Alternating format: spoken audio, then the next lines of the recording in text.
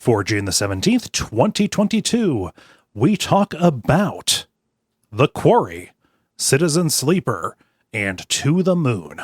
Welcome to Level 418.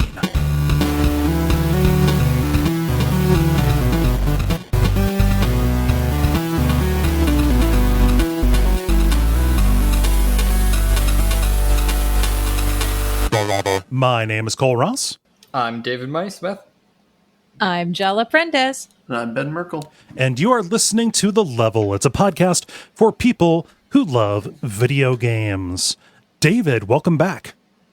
Hey, good to be back. Yeah, what's going on? Not a whole lot. I'm in hardcore getting ready for Dragon Con season, so doing a lot of costuming work. Mm-hmm. So nice. So yeah, that's in August, right?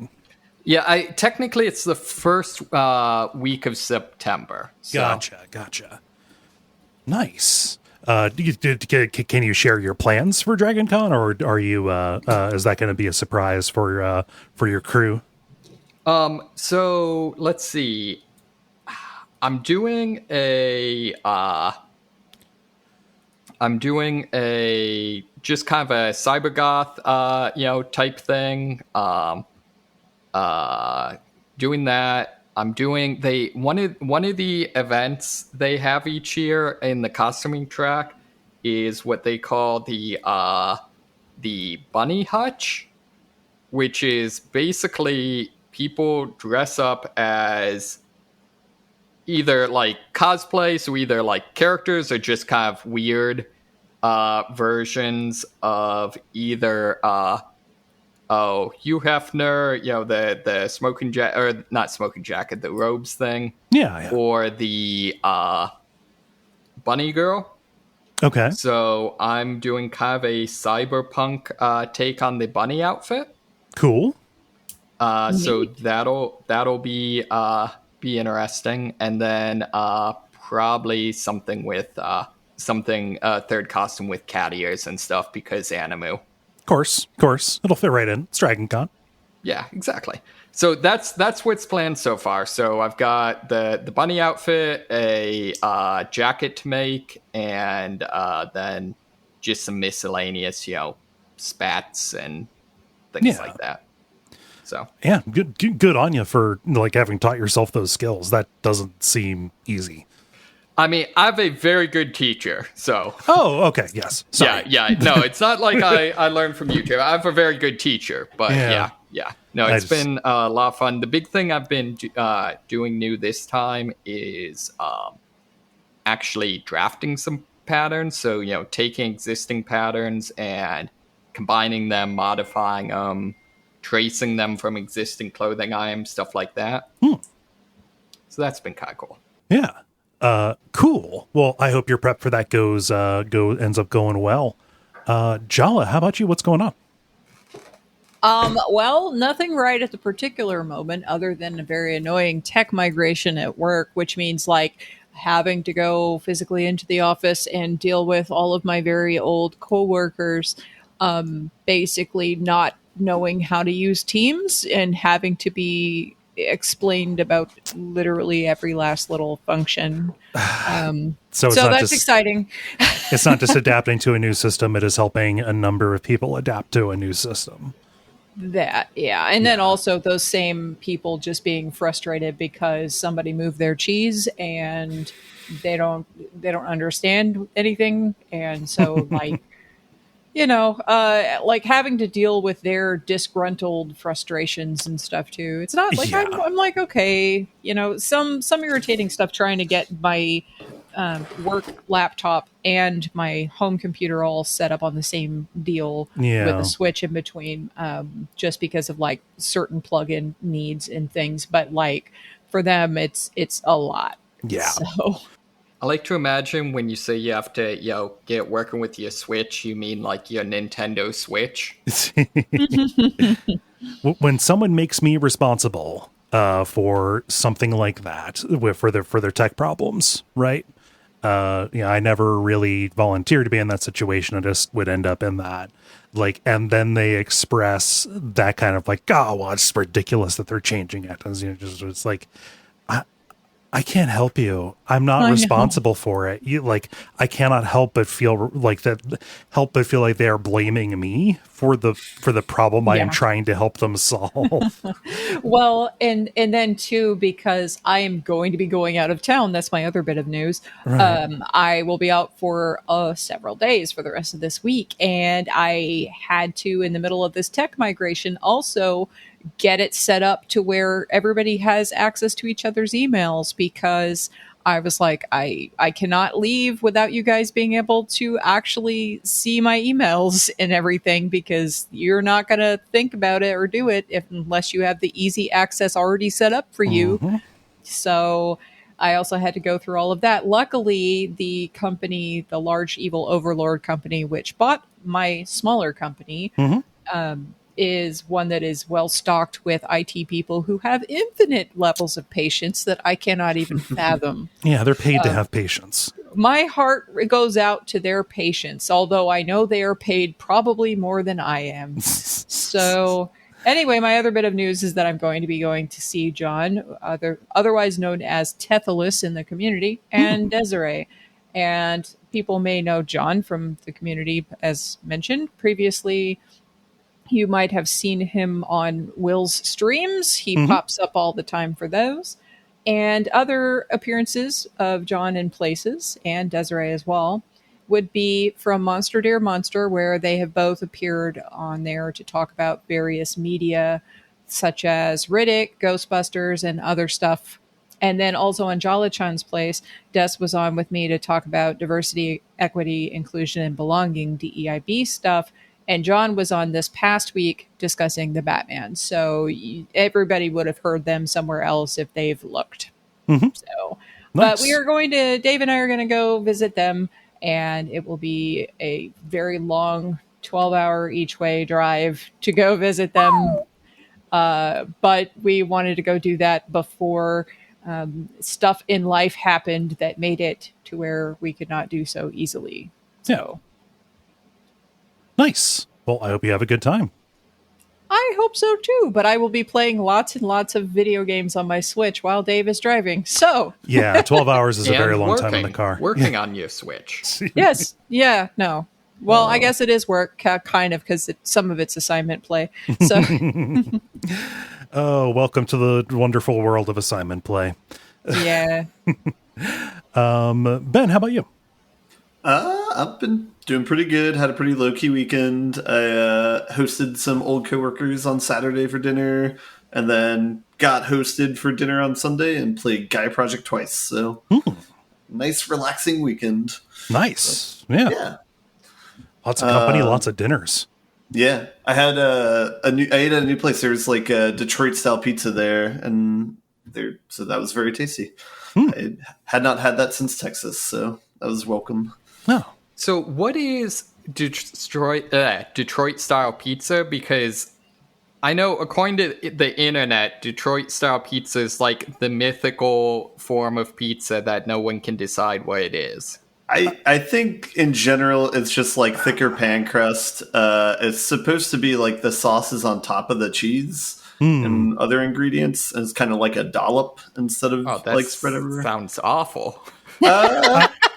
I've never had it with the sauce on top. That sounds more like Chicago style to me. With the sauce on top.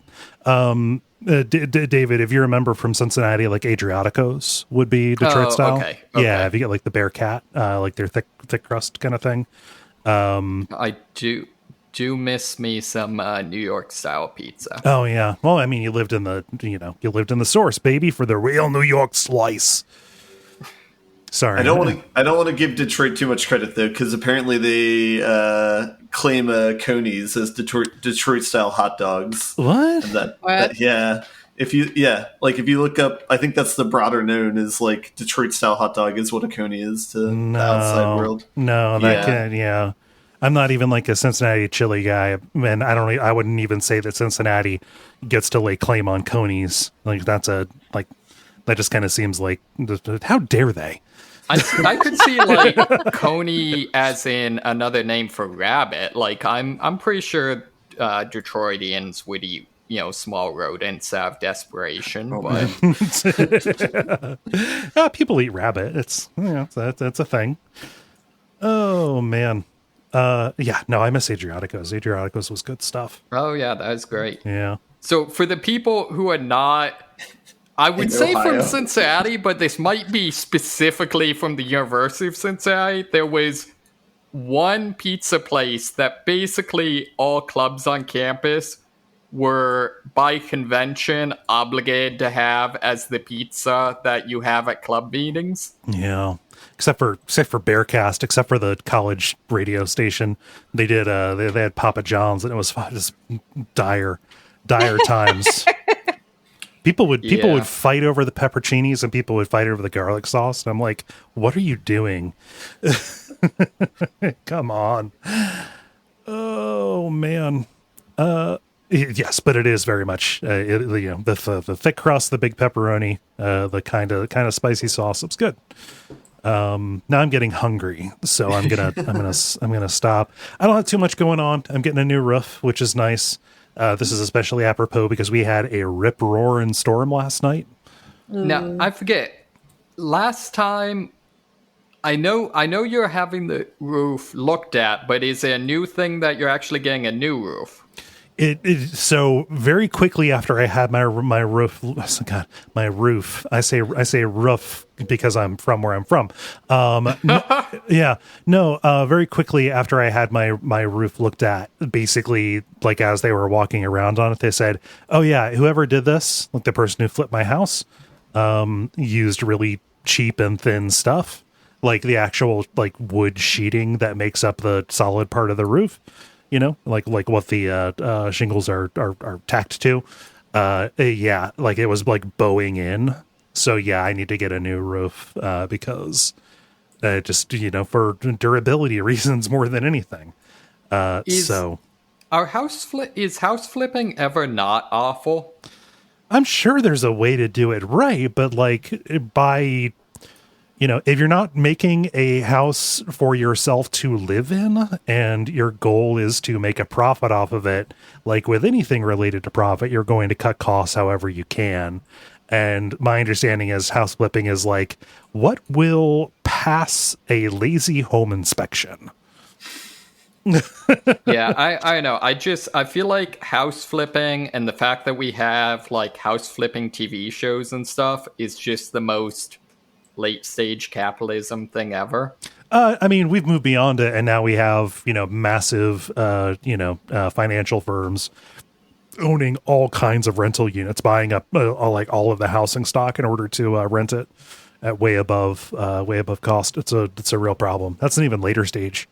I'm usually I feel like I'm usually pessimistic, but I feel a little bit more optimistic in this regard. Where I have one friend from high school who's like a house flipper. Oh yeah, it seems like it's more like a bartering system where it's like, okay, I'm going to do this molding because then the house will cost like $2,000 extra, or I'm going to do this type of flooring because then I can charge like $4,000 extra. Yeah. But I guess I didn't interpret it as much of being like, what can I like not fix, or like how can I like skirt I guess rules? I just interpret it as like, what can I add to maximally make sure that poor people can't afford this house? I don't know. I'm speaking about like an industry, quote unquote, that I don't know an awful lot about. It's just when I think about the incentives, it is how can I make the house seem expensive and get a lot of money without actually putting a whole lot of money into it. Yeah, I think it depends on like who's flipping it. I think if it's like a giant company doing like house flipping, then yeah, I could totally see that. I think if it's like an individual and they have like a business around it, then they'll probably have a counter incentive to like have like a good reputation. Mm-hmm. Yeah, and also I'm not saying anything against the people who do it. I'm just saying more the fact that I don't know that like the popular TV shows and side hustle is like, pimp my ride, except for things most people, need but can't afford. Yeah. Guys, how did we get to house flipping? Because I mentioned the person who flipped my house didn't do a very good job with the roof. And so I need to pay thousands of dollars to get a new one. Yeah, no, we had a terrible storm last night. Like power went out, power is still out in a bunch of the town. Internet's still out in a bunch of the town. I'm fine. We lost power for like 5 minutes. But yeah, like just all kinds of tree limbs are down. And like, I saw a tree that was ripped in half, like in the center of town here. When I was out doing an errand earlier. Yeah, it was rough stuff. Probably, nothing like, Jala lives in actual hurricane zone. But like here we get really bad thunderstorms and, yeah, it's rough. It was a big one. Cats got scared. Yeah, they're fine though. Yeah. Little animals do not like the loud booms. Yeah. It's still, this is probably a dumb thing. It's still strange to me that animals haven't evolved just being chill about storms. Like, obviously get undercover, but I feel like, this is something that kind of happens. Yeah. Don't know. It's and evolution versus also like they're relatively uncommon. Like you're gonna hear a storm and it's gonna be your first storm. Sure. Like Dottie, she's barely 2 years old. She has probably heard fewer than like 5 big storms, like really big storms. Yeah. Yeah. That they're not very smart. So, yeah. Well, that is a whole bunch of banter. I think we ought to get into, the regular kind of show.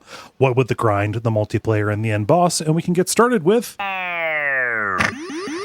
The Grind. The Grind, where we talk about the games we have been playing over the past period of time or so. David, you've been away the longest, so I will throw it to you. Sweet. So, let's see. I'm trying to think, what have I played that's new since last time? So, I'm continuing on with the, Destiny 2, just kind of, grinding through that process.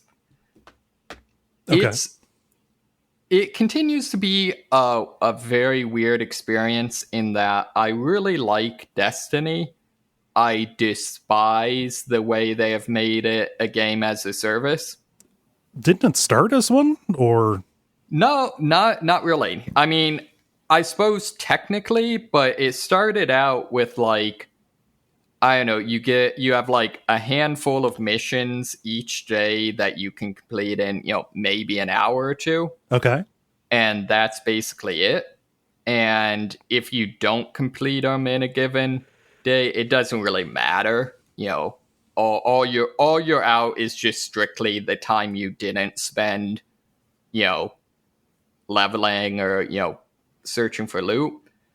Whereas now they've added, a battle pass,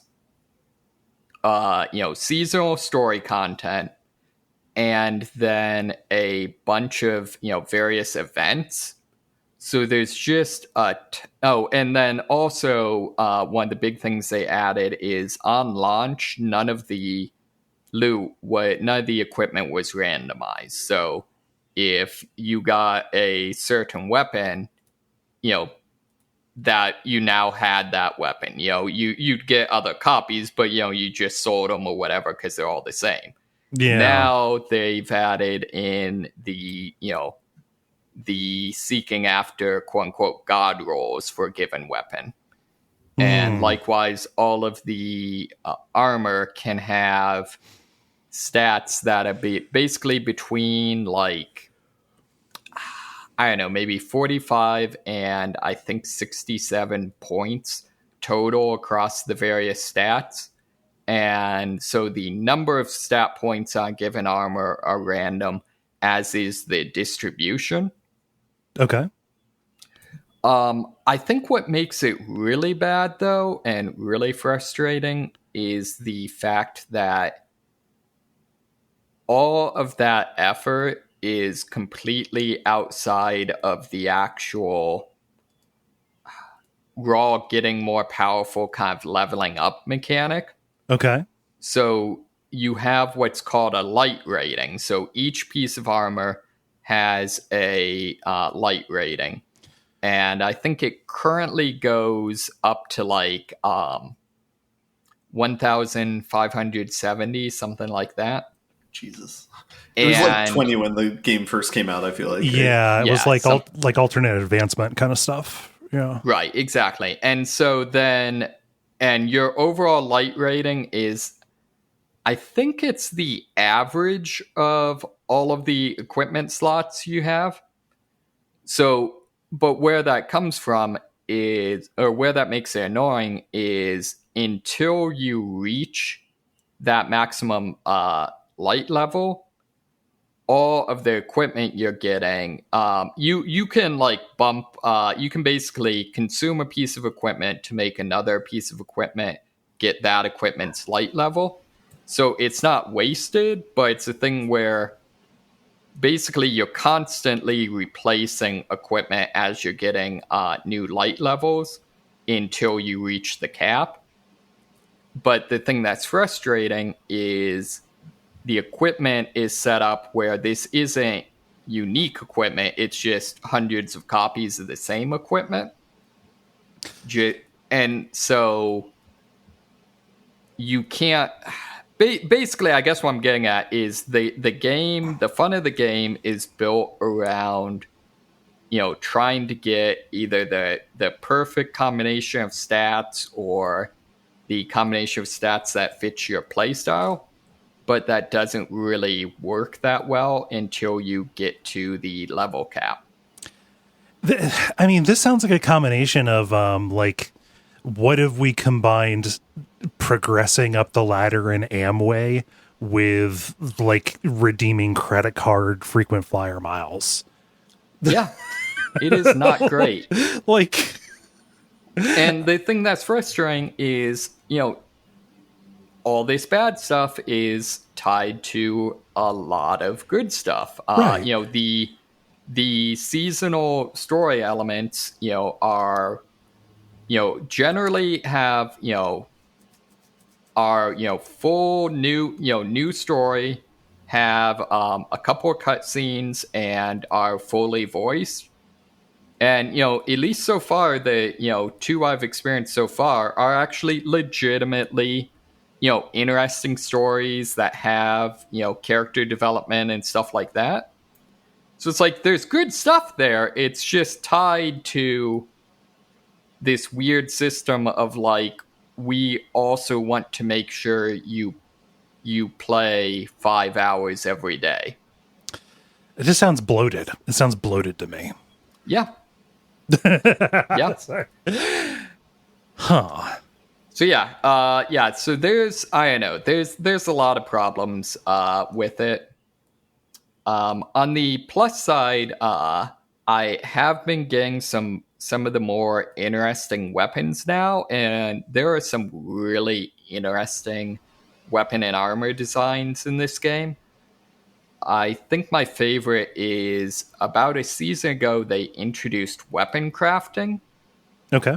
And there's this alien artifact that, I don't know, it's unclear. Like a lot of the current storyline is, at least to a certain degree, built around figuring out exactly what's going on with it. All right. But there's, an armor set with it that's kind of themed around this, and it's really interesting because it's sort of like all of the armor looks like, those pictures where you take a AI and tell it to make a picture of something, and it's in the vaguely right shape, but it's also matched together like the thing. Okay. Mm-hmm. All of these weapons are sort of like if you did that, but trained the AI on like hardware and guns and things like that. So they're recognizably guns, but they'll also have like buttons sticking out of it and stuff like that. And it's designed in a way, it's very obviously, it's not just like the sci-fi, like, oh, we need to add some extra buttons. It's very clearly like, oh, this was designed by something that didn't know what a button was, but had tried to intuit that buttons are important to technology, so let's stick them on. They are correct. Buttons are very good and important. Integral. Can't finish a podcast without them. No. I shake my head at you. And then this season is all about the kind of Lovecraftian horror, skeleton things. So all of the equipment from this season is basically skeletal guns with, that kind of aesthetic and horror that they'll really, really overemphasize, like the lens flare and stuff like that to give everything almost the look of like a astigmatism type thing. You know what I mean? That kind of look. Oh, are you talking like a chromatic aberration kind of thing? Yeah. Where like the colors are kind of separated? Yeah. Yeah. So like with this, to kind of give that feeling, all of like the red dot sights and stuff like that from this season are, have that weird chromatic aberration, that sort of thing. Huh. So it's very, very evocative, very cool. So yeah, a very good game with very bad live service functionality. Huh. Well, that's a shame. So, on the other hand, a game that has very good live service functionality is No Man's Sky, which started a new season or a new expedition, they call it, called the Leviathan. Which the big thing here is this is a roguelike expedition. Okay. So every time you die, you have to start over. But then with that, it's built around the basically the challenges you have to complete to complete the expedition.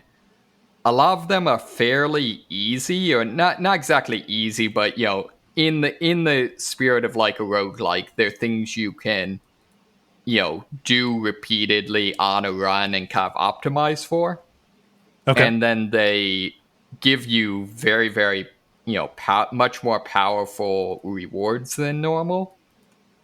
On the other hand, the catch is that the rewards are very random. So, for example, a lot of them will unlock, say, one of the weapons for you, but which one they unlock is completely random. So they also then have, as there's objectives that as the community completes, it basically makes the rewards you get from these challenges more powerful. So to kind of have, a sort of a meta progression. Okay. In terms of storyline, I'm apparently chasing a Leviathan that is a giant space whale. That lines up. Yeah, that's all I know so far. But space whales, not the weirdest thing in No Man's Sky. Yeah. You No Man's Sky, it's Whale Sky. You traditionally don't enjoy rogue traditionally. In the past, you have expressed a displeasure for the roguelike loop, of losing stuff. How does this kind of get around that for you? Partially, it's a fairly slow-paced game, and so I've only died. So one of the initial challenges is to die and restart. And so I died then, and then I died. This is playing survival rule set, which is kind of the more difficult version, and I don't normally play on that. And I didn't realize it dramatically increases fall damage. And so I had one death where basically a fall that normally, would maybe cause a little bit of shield damage instead instantly killed me. Right. So basically,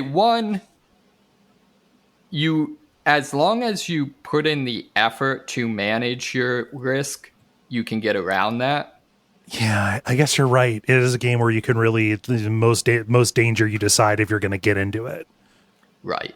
Exactly. And there are some workarounds. It does not wipe your bases. So if you basically build a base on each of the main checkpoints, then once you die, you can fairly quickly jump back in and kind of get those, get back to where you were. Yeah. Also, it does help that like dying and being reborn is a important theme in the story, even outside of this mode. So it does at least kind of, fit with the, I don't know, kind of the meta, whatever they have. Yeah, if it fits under the game's like schema for the way it, right. Yeah. Right, exactly. There are some downsides. Personally, I think the survival mode actually is in a lot of ways not a great mode overall. In that a lot of the difficulty is just significantly decreasing how many resources you mine and then increasing what things cost. So in my opinion, a lot of it ends up just being more grindy as opposed to more difficult. However, I think this was probably very much a thing where, this is kind of an experiment, and I'm guessing in future expeditions we'll see the same thing, but with more bespoke features. Yeah. Huh. Well, I mean, it's good to see them still experimenting 6 years later. Yeah. I do not understand the economics of that, but I'm glad it works for them. It consistently like features on best-selling lists on at least PC, marketplaces. So yeah, I'm surprised. I would have thought eventually they would have run out of people to sell to, but clearly they have not. Also, like releasing it on different platforms too gets new. They just open themselves up to new markets. Yeah. So, other than that, I was inspired by Dennis to pick up Snowrunner. Did he talk about that on last week's show? Yes, he did. And if I was not so busy playing Vampire, I would be disappeared in that. There wouldn't even be a show. Yeah, it's surprising. I've always wondered. One of the things I've always wanted to try is like, what would games that work for me that I like but that are non-violent look like? And I think this is definitely a example of one. I think part of it is there's sort of a strategy, almost dungeon crawling aspect to it, because a lot of it is about plotting out how you're going to get from point A to point B. Also there is a progression system which I really like. Other than that, I don't know that I have a lot of super insightful whatever to it. I do kind of like the inadvertent, I guess, implication of the setting that like this is, I don't know, it almost has a Death Stranding type of feel of like this is a world where apparently just nothing works right.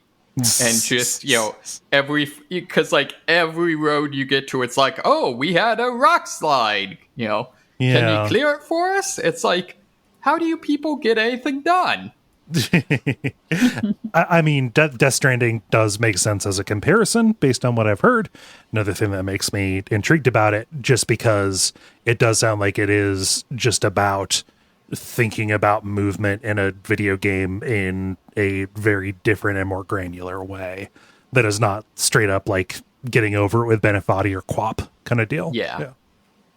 Yeah, I think the winch is actually a surprisingly compelling mechanic, because there's a big element of this strategy is, figuring out, when you're tackling an obstacle, thinking through, like, can I do this without ever getting so far from a tree that I can't, pull myself if I need to? Similarly, if you use it intelligently, there's a lot of shenanigans you can do with, like if you can't, if you have, say, a tractor trailer or whatever that you can't get through some, deep mud, if you, detach the trailer, drive a bit away, and then winch it, you can sometimes, pull it out. Just stuff like that. Yeah. It's also kind of fun. It seems like they do a fairly aggressive job of, trying to model all the various off-roady bits, limited slip differentials, and I don't know, top heaviness. I know very little about off-roading, but it seems very cool. So far, I've mainly been running around Michigan. I just dipped into Russia a little bit recently because that lets you get a whole bunch of weird Warsaw Pack vehicles. Okay. But I don't know. Russia is apparently made solely of mud. So, so far things have not been going real well with that. But, we'll see. Nice. That's all I got. Cool.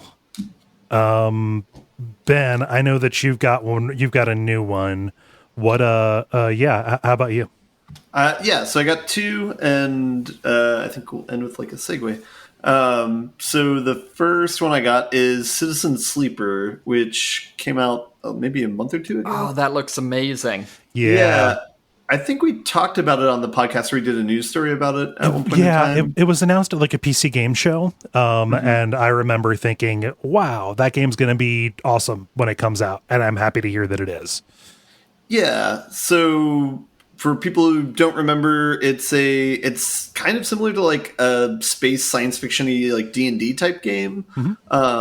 You play as a robot who's escaping a kind of evil corporation, and you've kind of landed on this space station that's like a city that's like revolving around kind of like a 2001 type spaceship situation. But it's an entire city on it. And the gameplay of it is every day you're given a certain number of die that are randomly rolled, like 1 to 6. And you use those die to do different actions on the city. Basically, there's just a bunch of nodes on the city. And you do it to do like odd jobs to make money or to further relationships with certain people who are on the space station. And they have like a simple system for it where it's like if you use a higher number, you have a higher probability of success. So if you use like a 6 to do an action, you have like 100% success rate. If you use a 1 to do an action, you have like a 50% neutral or a 50% fail rate.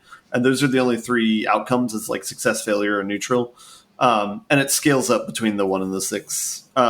So it has this like weird, like kind of board game type mechanic to it where you're trying to manage like what actions you want to do and like which ones to prioritize. But then on top of that, they have this like very like D&D-esque system where it's like they have really good like characters and really good writing and basically a whole bunch of like side quests that you can do throughout the game. So what to say about it besides that? It's maybe like a 8 to 12 hour game, maybe somewhere in that region. I guess I don't want to spoil too much about it, so I won't talk about like end game or anything like that as far as like narrative goes and stuff. The one thing I will say is the number of dice you get, I mentioned before, it's kind of variable. It's based on, you have 2 health bars, essentially. You have like an energy system and you have like your actual health system. And both of those decrease every day. And they kind of the relationship between them is if your energy is completely at zero, then your health will decrease faster each new day.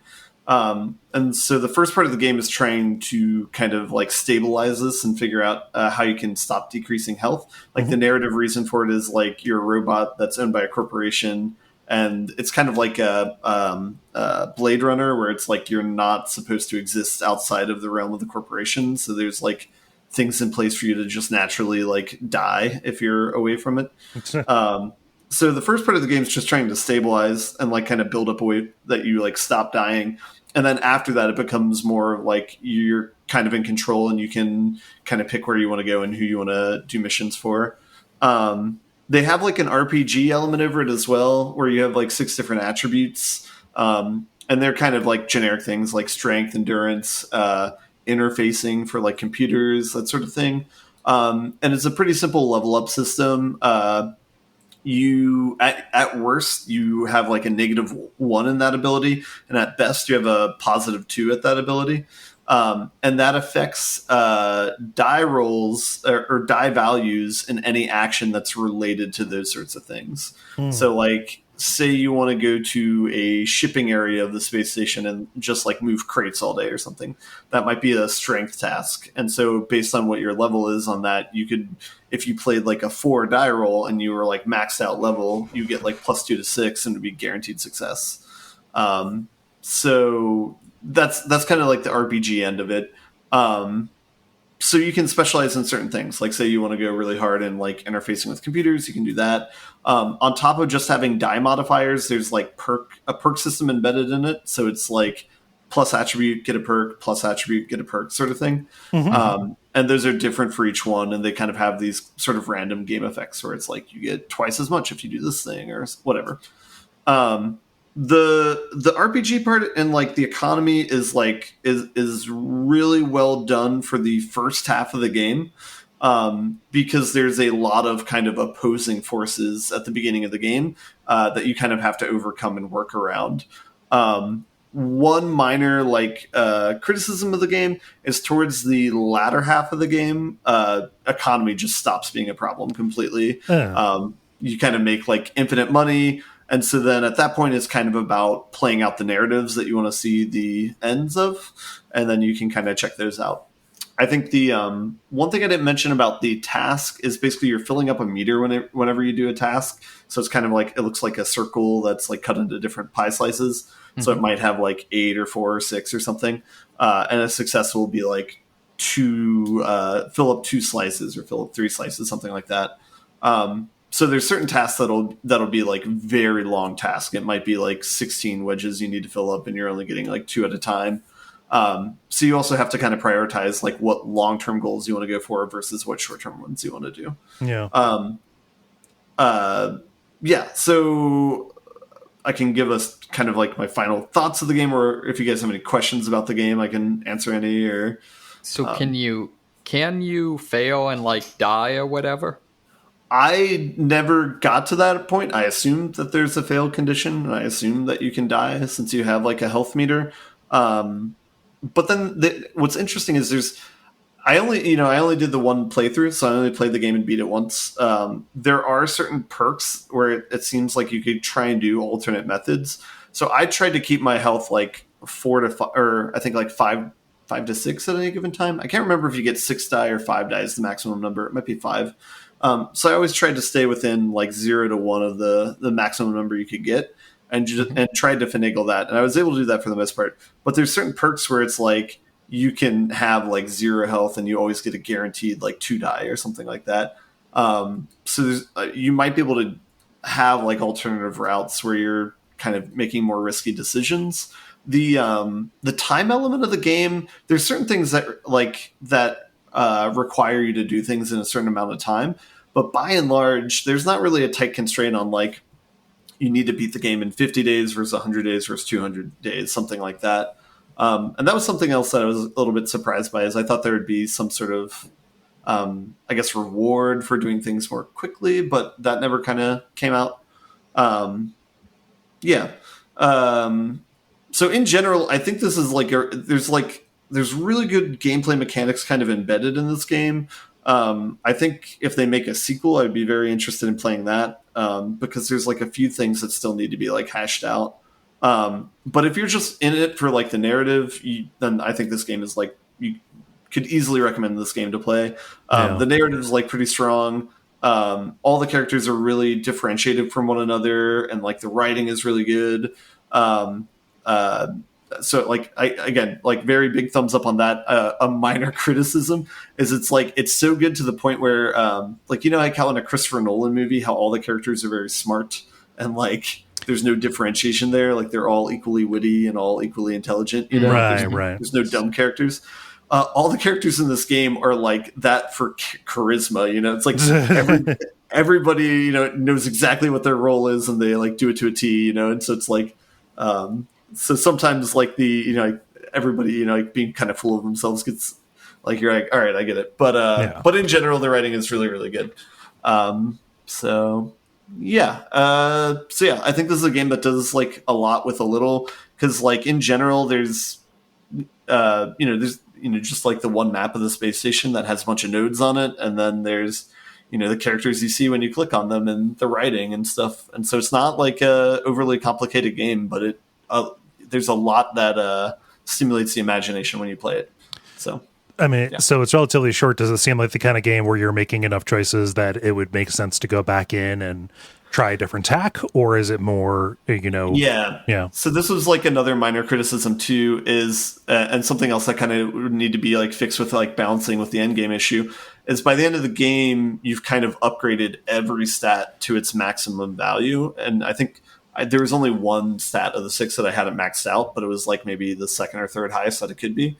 So by the end of the game, you can do everything. And so it's not, and then this kind of ties into the problem where it's like, you can just make infinite money and it's not a big deal.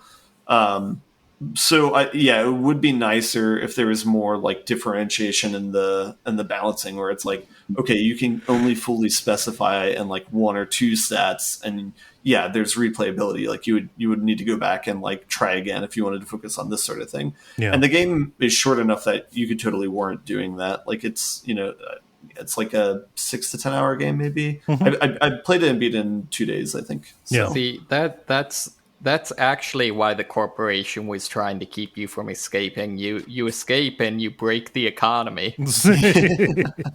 Yeah. And it's a really cool system. Like the economy is really interesting in the game, where it's like, you know, for example, there's a restaurant where you pay a certain amount of credits and it gives you food, which translates to like energy. But there's like a place where you know, like there's like scrap metal you can get, and there's a place where you can like use scrap metal to either sell for money, but then later you can use it to sell for energy and stuff and like that. There's like a bunch of nodes to kind of do all this like economy translation. And so that part's really interesting, and like discovering like the city and figuring out how all that stuff interacts and like kind of where to focus on. All that's pretty interesting. And they even do a good job of having different nodes that, instead of it being like the 1 through 6, like 6 being good, 1 being bad sort of thing, there's a couple of ones where it's like you specifically need a 1 die roll if you want to do this action, or you specifically need a 2 die roll if you want to do this sort of action.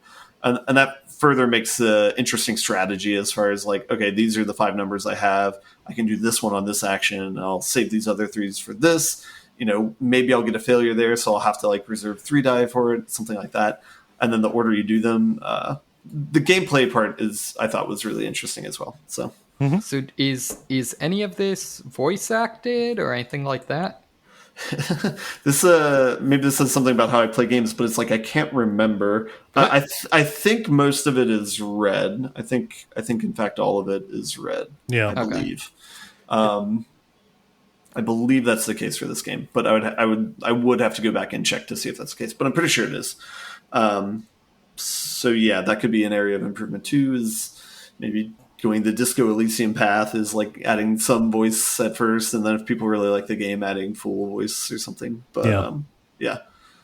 But yeah, I think, Cole, I texted you about it because I recommended it to you, because this would be a perfect game, I think, for like, since I feel like you do a good job of reading any game that you're playing anyway, this would it would be right up your alley. Yeah. So I know something I really like about this game, and this is, I don't know, maybe a kind of a weird side thing, but the fashion for the characters is really compelling.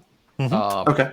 All the different characters, clothing and stuff like that is very impactful. I'm actually looking at maybe buying the art book, even though I don't actually own the game, because I'm actually want to do some cosplay based on some of this stuff.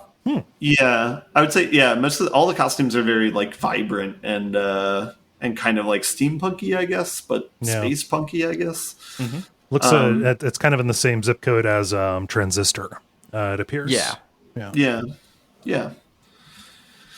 No, I mean, just the idea of an 8-hour game. I would rub my hands together like, an 8-hour game. If you got like a D&D itch, man, this definitely scratches it. So, so I'd be curious too, because like, I'd be curious to see like somebody who's like really into D&D but not as much into game mechanics would be how they would like this game, if like the game mechanics get in the way or if they're too hard or too easy or what. So Nice. So I think that's all I got to say about it. Any other questions about that one? Not for me. Everything I would ask is a spoiler. So, all right. The second game I got, I think I can segue into Jala because I have been playing the Quarry. Ooh, which I think Jala does as well. I played the first 50 minutes of the Quarry today. All right. Oh, okay. Oh wow. So, all right. The I way heard the query. I thought maybe you're doing some like database work. I also heard the Quarry. So yes.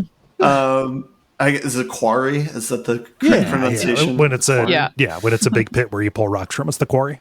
I mean, and also like the Quarry is like something you hunt for. When it's a big pit you pull data from, it's a query. So this is the game that's kind of like the spiritual sequel to Until Dawn. I guess that company's made a bunch of games in between then with the anthology series they had, but I think this game has the same game director as the Until Dawn game. Yeah. And then thematically, it's also very similar to, it feels like a 80s like summer camp horror flick. Yeah. Big Friday the 13th vibes. Yeah. Yeah. And the main cast of characters are kind of like young, dumb teenagers, very similar to Until Dawn.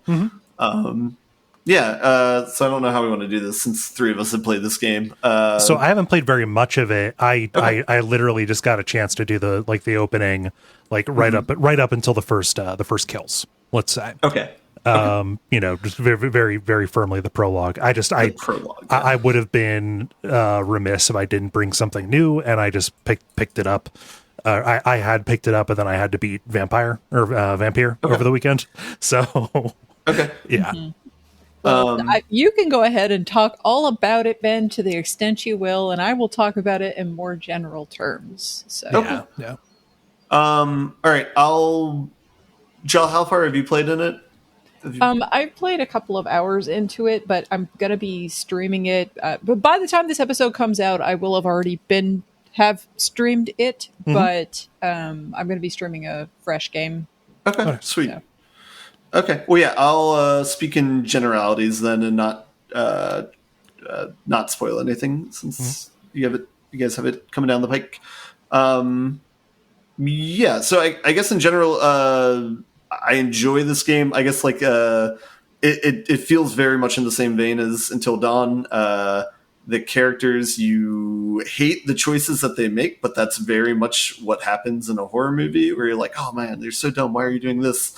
But you control some of them. So some of them you can take authority over. So I played through this game twice. I think it's a little bit shorter than Until Dawn.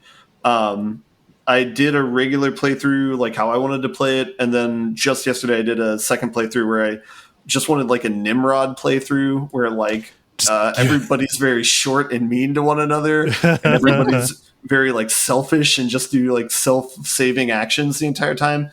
And so it's a lot quicker because I just ignored like all the things that are in the environment and then people start dying. And so then the game goes a lot quicker that way. But so I kind of got to see like both sides of it as far as like how far things extend, or how much you're kind of on a rail and like tunnel down the same decision. So one thing I was happy to see in this game is it does feel like there's more respect for your choices that you make, as far as like giving you unique scenes and unique dialogue based on like what sort of thing you choose. And I think that's maybe part of why it's a shorter game compared to Until Dawn is, they have to like respect all these different choices. Yeah. So it's kind of like a little bit wider in a sense. But that's not to say that the game isn't like on rails to some extent, because it's, even if you're make the happiest of happiest choices and the like meanest of like violent choices, you still kind of like go to the same places, and there's not much differentiation until like the last few chapters, essentially. But that's kind of on par for these types of games. I don't know. So the prologue focuses on two characters, kind of sets the stage for the setting of the game, which is at like a summer camp. After the prologue, you have 7 main characters in the game that are all like the camp counselors of the area. So they're all like teenage, college age type or whatever. And yeah, it plays out very, very similar to Until Dawn. There's a really good kind of like horror narrative to the game that's very like R.L. Steiny, I guess, where there's like a lot of intrigue on like what's happening and why. There's a lot of like pairing off of characters where it's like, oh, these two go over here, these 3 go over here, that sort of thing. Well, if you split up, you cover more ground. Yeah, I know. It's such a smart decision. So, but it's also good too, because it like kind of like helps develop the characters and the relationships among them, and all that stuff is pretty well done. There's different characters like have relationships or romantic interests with one another's, and different characters like hate one another, and so like managing all that's like interesting and fun, and it gives you like enough choices of like fun ways to interact with one another, whether you can be like short or nice to one another. I don't know. What did you guys think of the game so far? I'll let you go, Jala.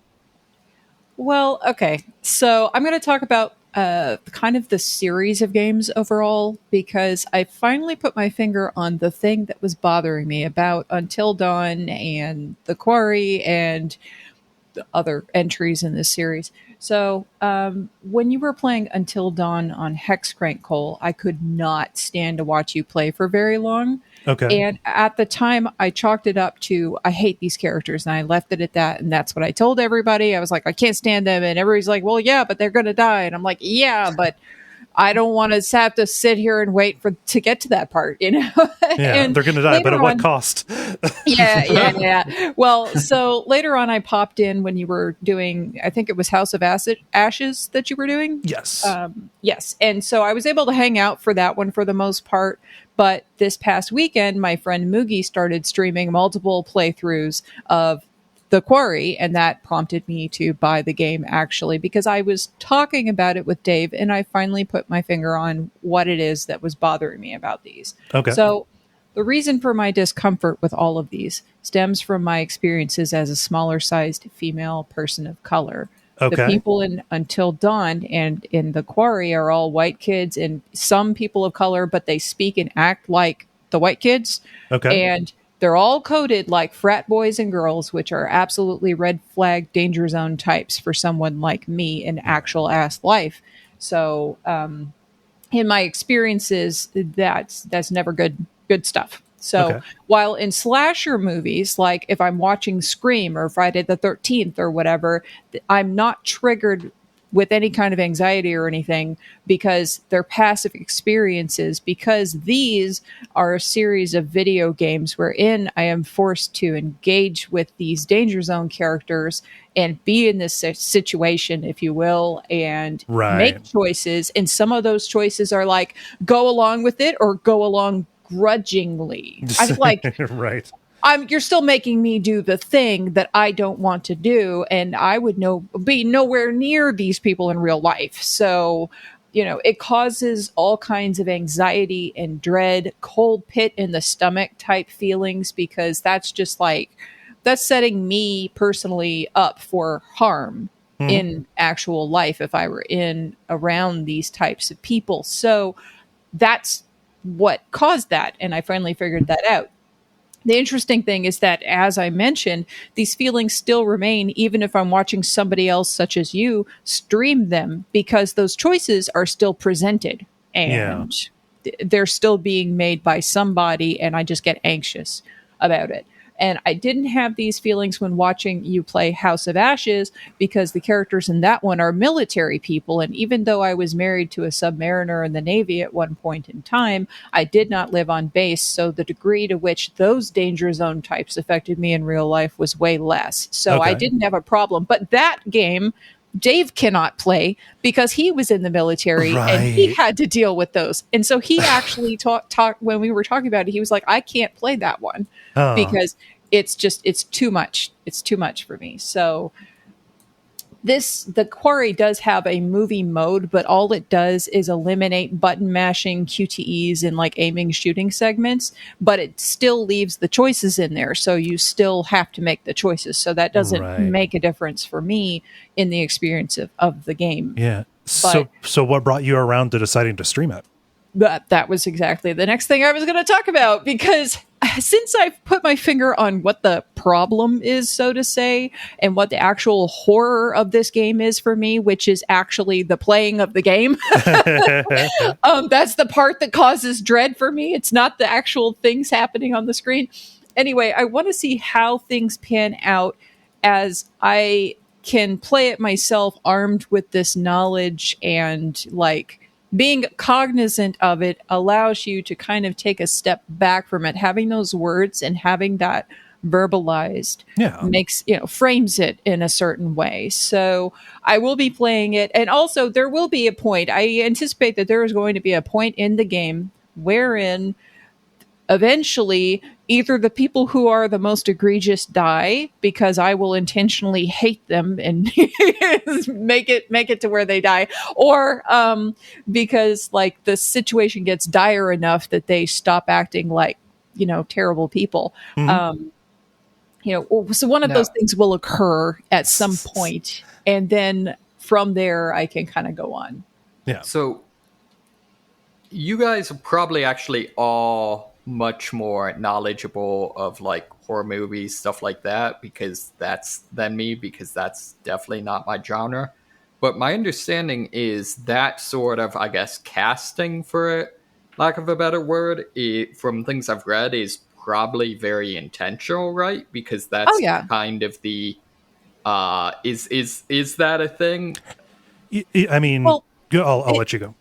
Yeah, it's like these character types are lifted from like tropes of the medium of horror movies, and specifically slasher flicks. But because like I've never seen a slasher movie. So well, the thing is that I've seen slasher movies and I don't have any problem watching a slasher movie, but then again, it's not putting me in the shoes of being there and controlling the characters and actually having to project myself into it. This is making me project myself into it, and that's where the kind of stigma comes from. I did want to mention, too, that Dave, Cameron, Leonard, and I will be discussing our experiences overarchingly with the entire Until Dawn Dark Pictures Anthology series, and how they function for us on Monster Dear Monster sometime next month in July. So if hearing different viewpoints of a diverse cast of hosts sounds good to you, then we will be having a variety of different individuals with a lot of different experiences. Cool. We all come from very, very different backgrounds. Yeah. So. No, yeah, I'll be curious to see how your experiment in streaming it will work, because I don't have that same experience, but in the past, for me, being able to name a problem has given me a little bit more power over it, So yeah.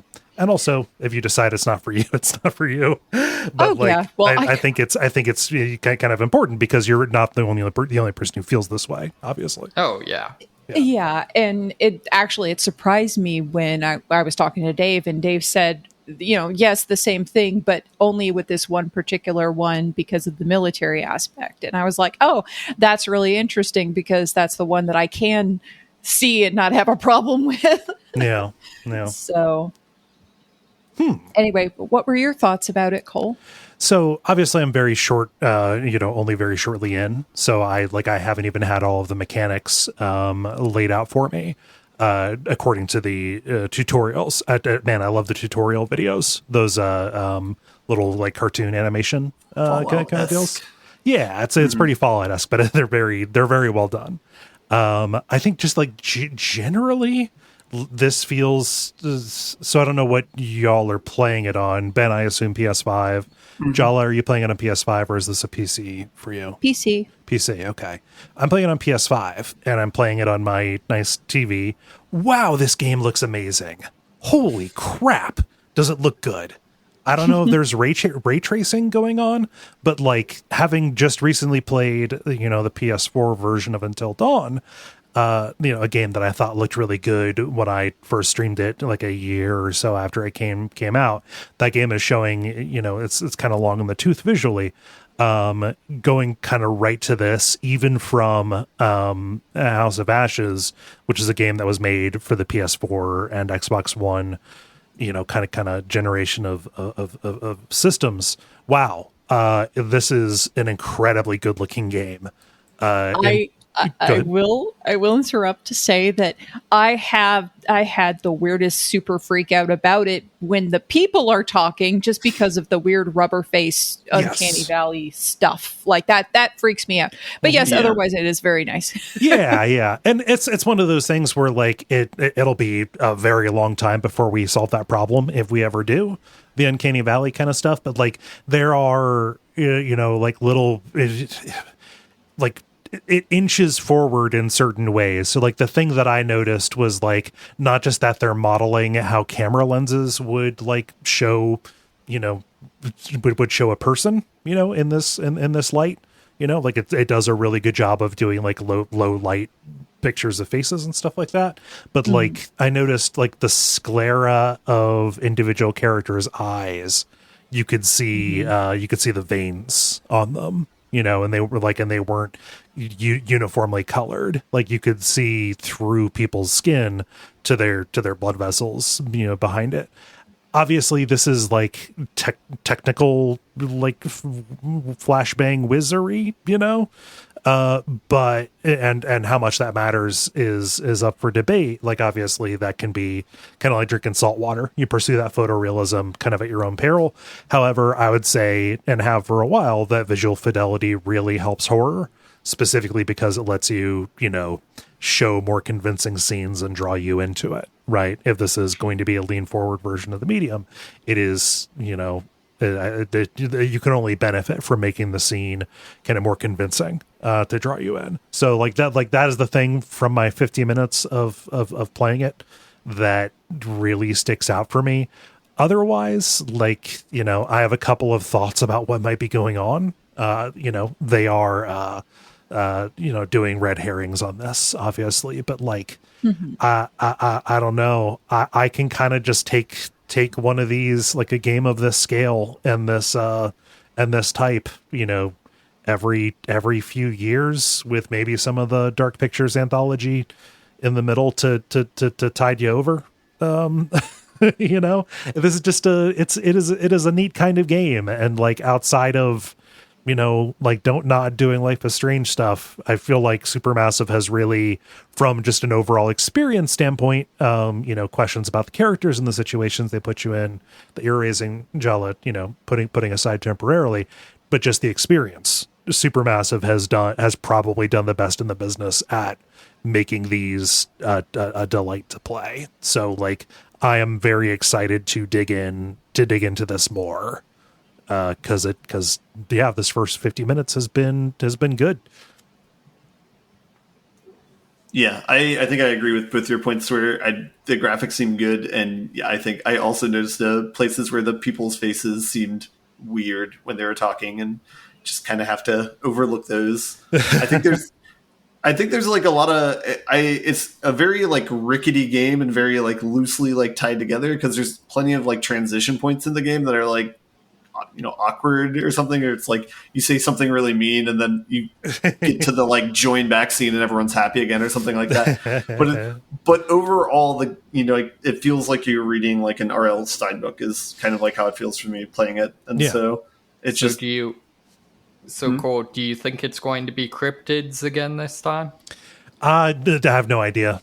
I mean, this is literally something that happens in the first like 10 minutes, but there's stuff from a like a circus sideshow. But like, who knows who knows what's going on? But there's also other like horror trope stuff. There's a weird cop who features very prominently in the opening, which is pretty. I mean, they do a good job of making him feel.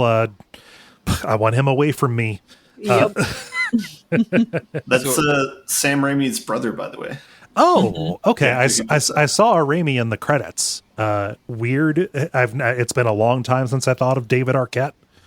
And boy, I didn't know that Grace Zabriskie was in this, so that's cool. So I have the right game.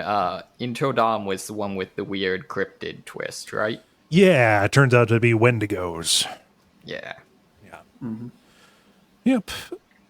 No. That's weird. It's been a while since since three of us, since like not just a quorum, but a majority of people on the show have played the same game. Mm-hmm. Yeah, throw you for a loop that I was one of them. I never play a new game. Yeah. Well, I say that. I actually have.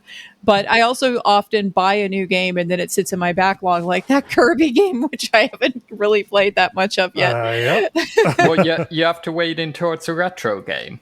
I know, but it has to pass the particular test, and it's not to that point yet. Yeah. It's not ready yet. It's not ripe enough. It needs to age like wine or cheese. Yeah. Something like that. You need to wait for it to get an HD remaster you can buy. Yeah, exactly. Jala, let's go to you. Okay, so speaking about games that have to age for a while before I get to them, I got two of those to talk about. One of which is one that I played back in 2020, and I streamed it, I believe, for a Duckfeed event of some sort. Where the Water Tastes Like Wine. Yeah, you've spoken of this in the past. Storytelling game. Yeah. It is a storytelling game, and I popped back into it more or less because I got into a conversation with Jack, aka Chicken Riggies, and anyway, I just picked it up. Like, I had intended to pick it up again right after playing it, but then I just kind of wandered off because, I don't know, stuff happened, and, it happens. And I had intended to play it. I've kept it downloaded for 2 years on my computer. And I only recently just pulled it back up again.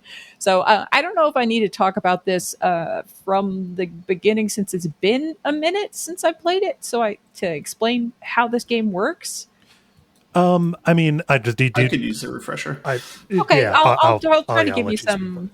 Yeah, I'll give you a quick rundown. So, developed by Dim Bulb Games and Serenity Forge, published by Good Shepherd Entertainment in 2018 for Mac and PC, in 2019 for Switch, PS4, and Xbox One. The title comes from an excerpt from a traditional folk song called "Going Down the Road Feeling Bad." So there's that. There's actually an achievement called Where the Water Tastes Like Wine, but literally nobody can get it. You can't get that achievement. And that's the point, that you can't get it. So anyway, you play a traveling skeleton in Great Depression era America, where you collect and retell stories that you experience firsthand and also hear from other people that you meet along the road. So the mechanics are such that you get around by various ways. You can walk, hitchhike, and freight hop on trains. You can walk faster if you whistle along with the overworld music, which changes as you go from different regions in America. To do this, you have to hold down a control key and then follow simple directional arrow cues in a little thing in the corner, and then you walk faster. You can also only hitchhike near the highway, of course, and there are people and campsites that are farther away from the highway too, so that's not always a viable option. And you also have to have money to hop on a train, so you have to get money to use that option. And you've got 3 meters: money, hunger, and tiredness, and you can die even though you are a skeleton. You get money by working in cities and occasionally in remote areas if a farmer or somebody hires you. This adds to your tiredness meter. When you buy food, of course you have to buy it unless somebody happens to share some of theirs with you on the road. You can't just lay down anywhere and rest just on the ground. You have to be in certain spots on the map, like under a big tree outside somewhere or at a hostel in a town or something like that. And the primary goal of the game is to meet other travelers at their campsites, which have really big markers on the map, and then to share your stories that you have collected as you've roamed around the US. And these travelers ask for certain types of stories, like scary or thrilling ones, and you need to select the appropriate tale to tell them. And in doing so, you get them to warm up to you and tell you more about themselves and their own story. And you complete the game by unlocking all of the full stories for each of these individuals that you find all throughout America. And when you activate a campfire, when there's a key traveler around, you're taken to a new screen where you have 4 rounds of storytelling to engage with. And as you successfully tell them the correct type of story, an icon at the top of the screen progressively opens. And when it fully opens, the next chapter of their story unlocks to you. Once you tell a traveler a story, that story is taken out of play, even if there are updates to the story that you hear during your travels. So you have to keep collecting more and more stories in order to progress the game. When the evening ends, the traveler tells you where they're going, and then they show you on the map where they're going to be setting up camp next, so you can roam around gathering more stories and then come back and find them. And I have no idea what happens when you've heard all of these stories, because I'm in the process of that right now, but that is the main crux of the game, so I think it just kind of wraps up at that point. The titles of the stories can be pretty deceptive, though, because the names change in the telling and retelling, so any walkthrough that you try to look up has approximate titles, but can't possibly list every single permutation of the name. Some of the names sound like they might be a scary story, but they're actually a funny one, etc. too. So you actually need to pay attention to the content of each of the narratives as you come across them in the world. And that provided a challenge to me picking the game up after not playing for 2 years, which is why I know about the walkthroughs and the name changes. So I remembered details about some of the stories, but did not remember other details at all. So this is a game that necessitates fairly regular play sessions until you get what you want out of it, unless you have a walkthrough and can kind of puzzle out which one must be talking about what. And much of this game is narrated, and the voice of the narrator is so good. He's like a really low and rumbly sort of guy with a bit of a twang to his voice. And he's just, it reminds me, I guess, kind of the Bastion narration, something like that. And the soundtrack is top notch, and I listen to it regularly. It's got 30 tracks of authentic style Americana, folk, jazz, blues, country, bluegrass, a bunch of different types of things. Yeah. And what's interesting about this game too is that it suffered a complete commercial release disaster. So, one of the devs, or the main guy who was working on this, said, I can't discuss the exact numbers, but in the first few weeks, fewer people bought the game than I have Twitter followers, and I don't have a lot of Twitter followers. And he also said, at the end of the day, it's astounding that a game that got this much attention from the press, which is how I heard about it. I had reported about this story as a news piece long before it came out. Anyway, this much attention from the press, that won awards, that had an all-star cast of writers and performers, that had a random celebrity guest appearance by Sting, it still failed. Yeah, Sting plays the wolf character. Yeah. So anyway, it failed this hard. So he said, basically, I'm not sure that games like this one can continue to be made in the current market. So there's not going to be another one of these made. But it's interesting. I've enjoyed the bits that I've played. Even opening it back up again, I was able to remember the basic mechanics really easily, and kind of went, oh man, this music is so good. I would not mind just kind of spacing out and playing a little of this game for a while, because it's real relaxing. It was composed by Ryan Ike. He weirdly is kind of in the Duckfeed circle, kinda. Composer, he did the music for West of Loathing, actually. Oh, cool. Yeah. He's a prolific composer, but just it was like weird to see his name pop up when I did a search on this, because like, oh yeah, he rules. Yeah. So, any questions about where the water tastes like wine? Can you assemble the stories wrong as you find them, or is it a matter of remembering which ones are the matches? You basically just like, it's not that you're assembling the stories. As you walk around and you hear different iterations of the story itself changes over time. And so the title will change over time. So something that used to be called the Thunderbirds would be like the birds from the other dimension or something, depending upon what type of spin people are saying about these critters or whatever, so it changes over time as new information is added. So you have to pay attention to all of those little bits as they pop up, because that's going to alter the title. So when you're going to look for this, when you're at a campsite trying to talk to a key traveler, it'll change the name and it might not be exactly the same as what you remembered it originally. Yeah. So when I took a class on urban legends in college, that was actually the biggest thing they emphasized, is the fact that like the number one things about folk stories is the fact that they change. Yeah. Which is kind of cool. Yeah, and this really, even though I wasn't obviously alive during the Great Depression or any of that stuff, it gives me like... Give it time. Well, yeah, I know. But even though that's the case, I still feel a lot of nostalgia playing this game just because it's real familiar Americana stuff. Mm-hmm. And anyway, it's been fun to play. Nice. Any other questions about that one, or can I talk about the other one? I think you can talk to the other one. Okay. The other one is To the Moon. Yeah, you're not happy with this. No, I'm not. I'm still not happy with this. I played it really briefly in 2015 and bounced off it real hard. Right. And I said I was going to try it again later. Mm-hmm. I talked about it, and it wasn't ever like, if you try to search it on the Level Podcast, you won't find it, because I didn't talk about it as like one of my entries that week. I just happened to mention this was around the time you played A Bird Story, right? You were like, I really like this. I think that I might like this developer. Let's play the big one that they did. Yeah, exactly.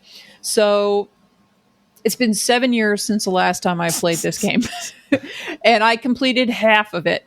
And I actually don't know if I'm ever going to finish it. And I'm going to talk about it. I'm going to talk about why and everything else.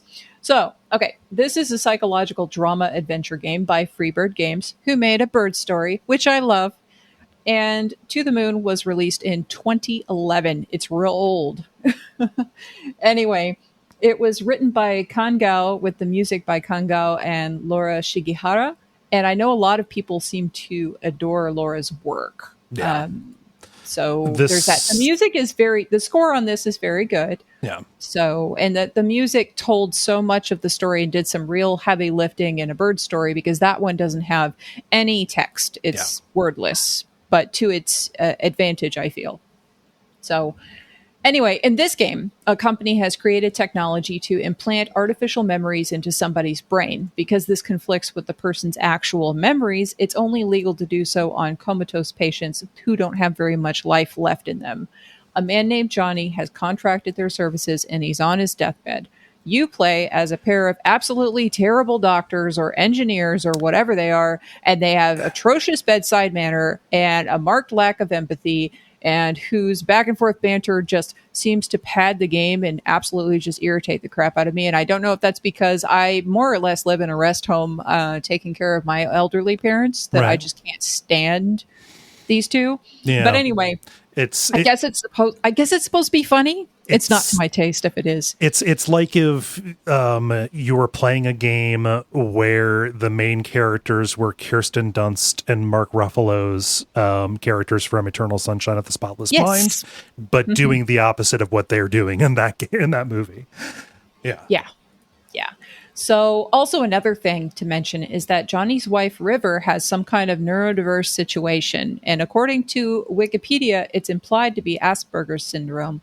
But literally nobody in the game talks about it directly, which is really weird and not like anyone I have ever met with a diverse neurology whatsoever. Yeah. I have a close family member with Asperger's. And so this treatment of it makes it feel like River's kind of an outcast. It's kind of like how in a lot of DEI materials I have been reading for that episode that I did on Jala-chan's place, white folks who mistakenly believe themselves to be quote unquote not racist will use coded language to talk about race in negative ways. And it kind of feels like that the way that it's presented, at least so far in the half of the game I played with her situation. So that was kind of another turnoff for me.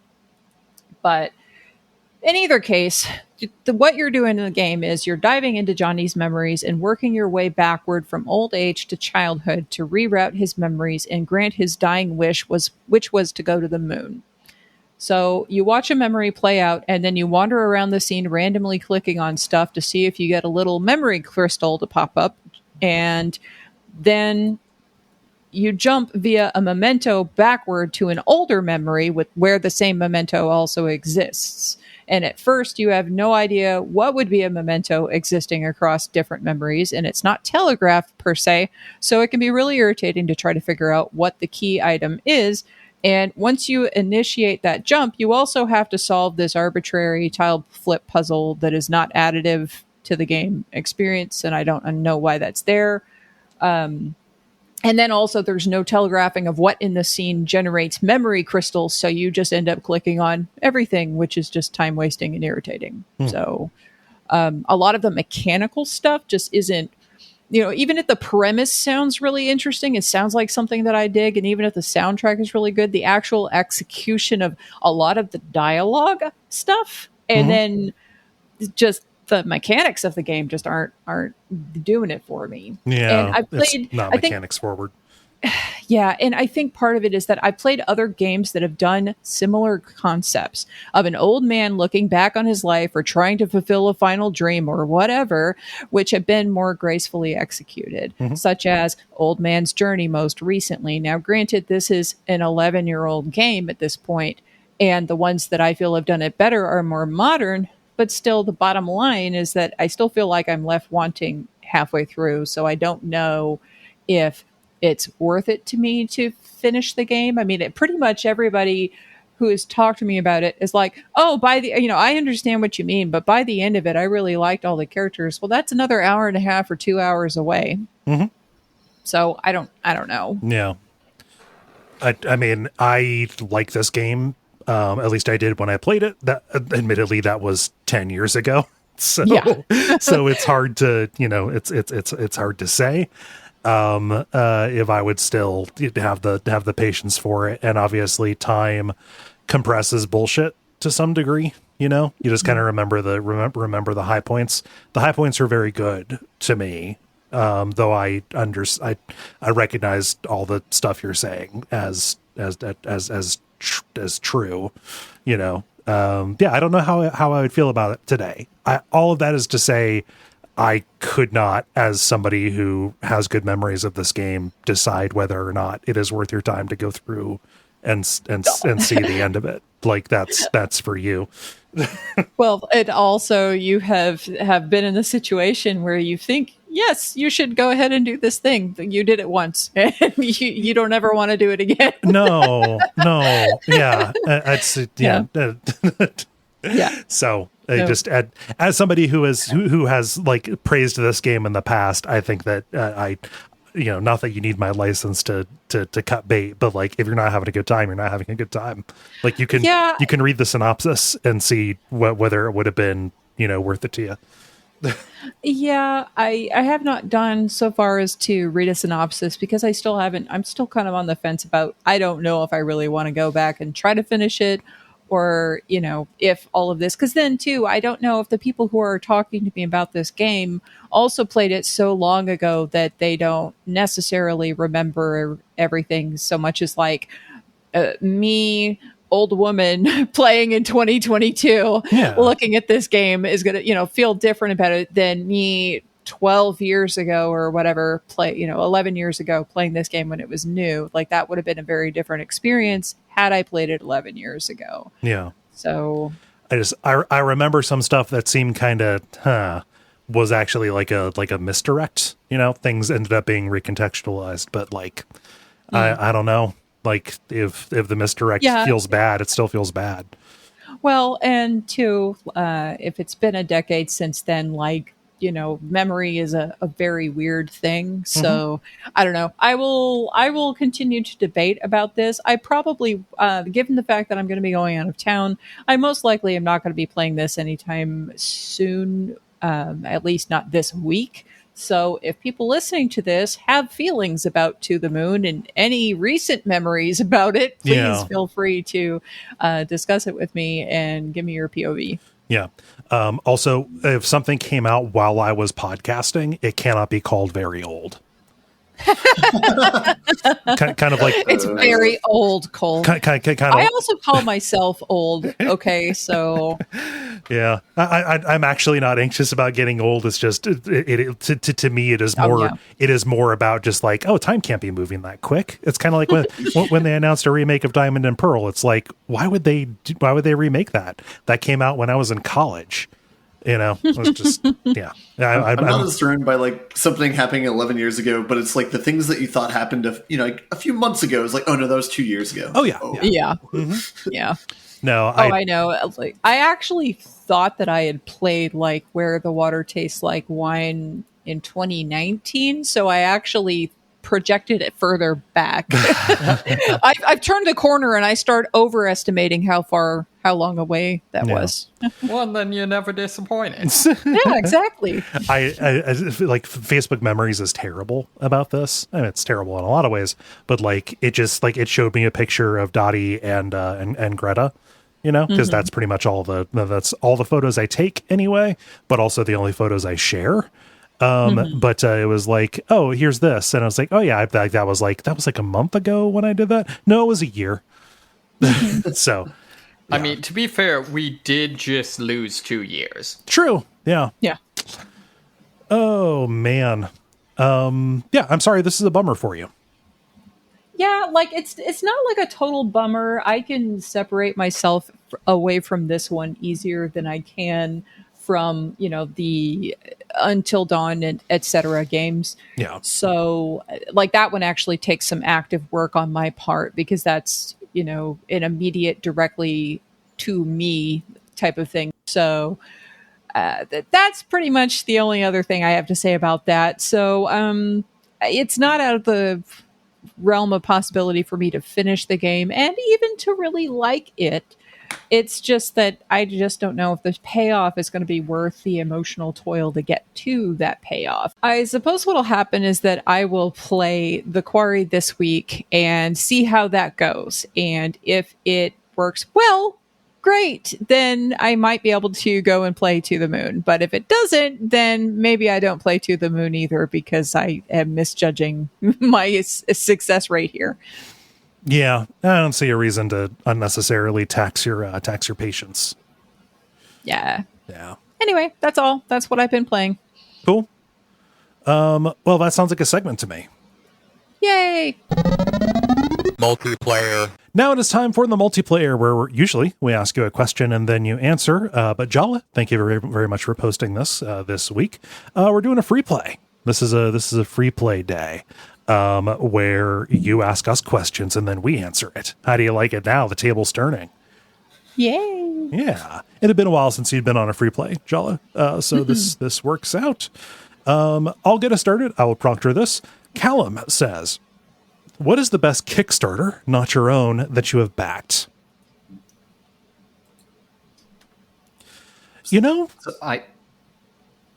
I have never backed a Kickstarter. I can tell you, Reading Rainbow. Oh, Easy. yeah. That makes I sense. think I've only backed one thing, so I have an easy answer, and I think it's Deck of Wonders. So. Yeah. Let's say the Deck of Wonders. I haven't played the game yet, but I assume it's going to be good. I trust Dennis. It's easier for me. If you've only backed one thing, it has to be the best thing you've backed. Yeah. And I've backed a handful of things, but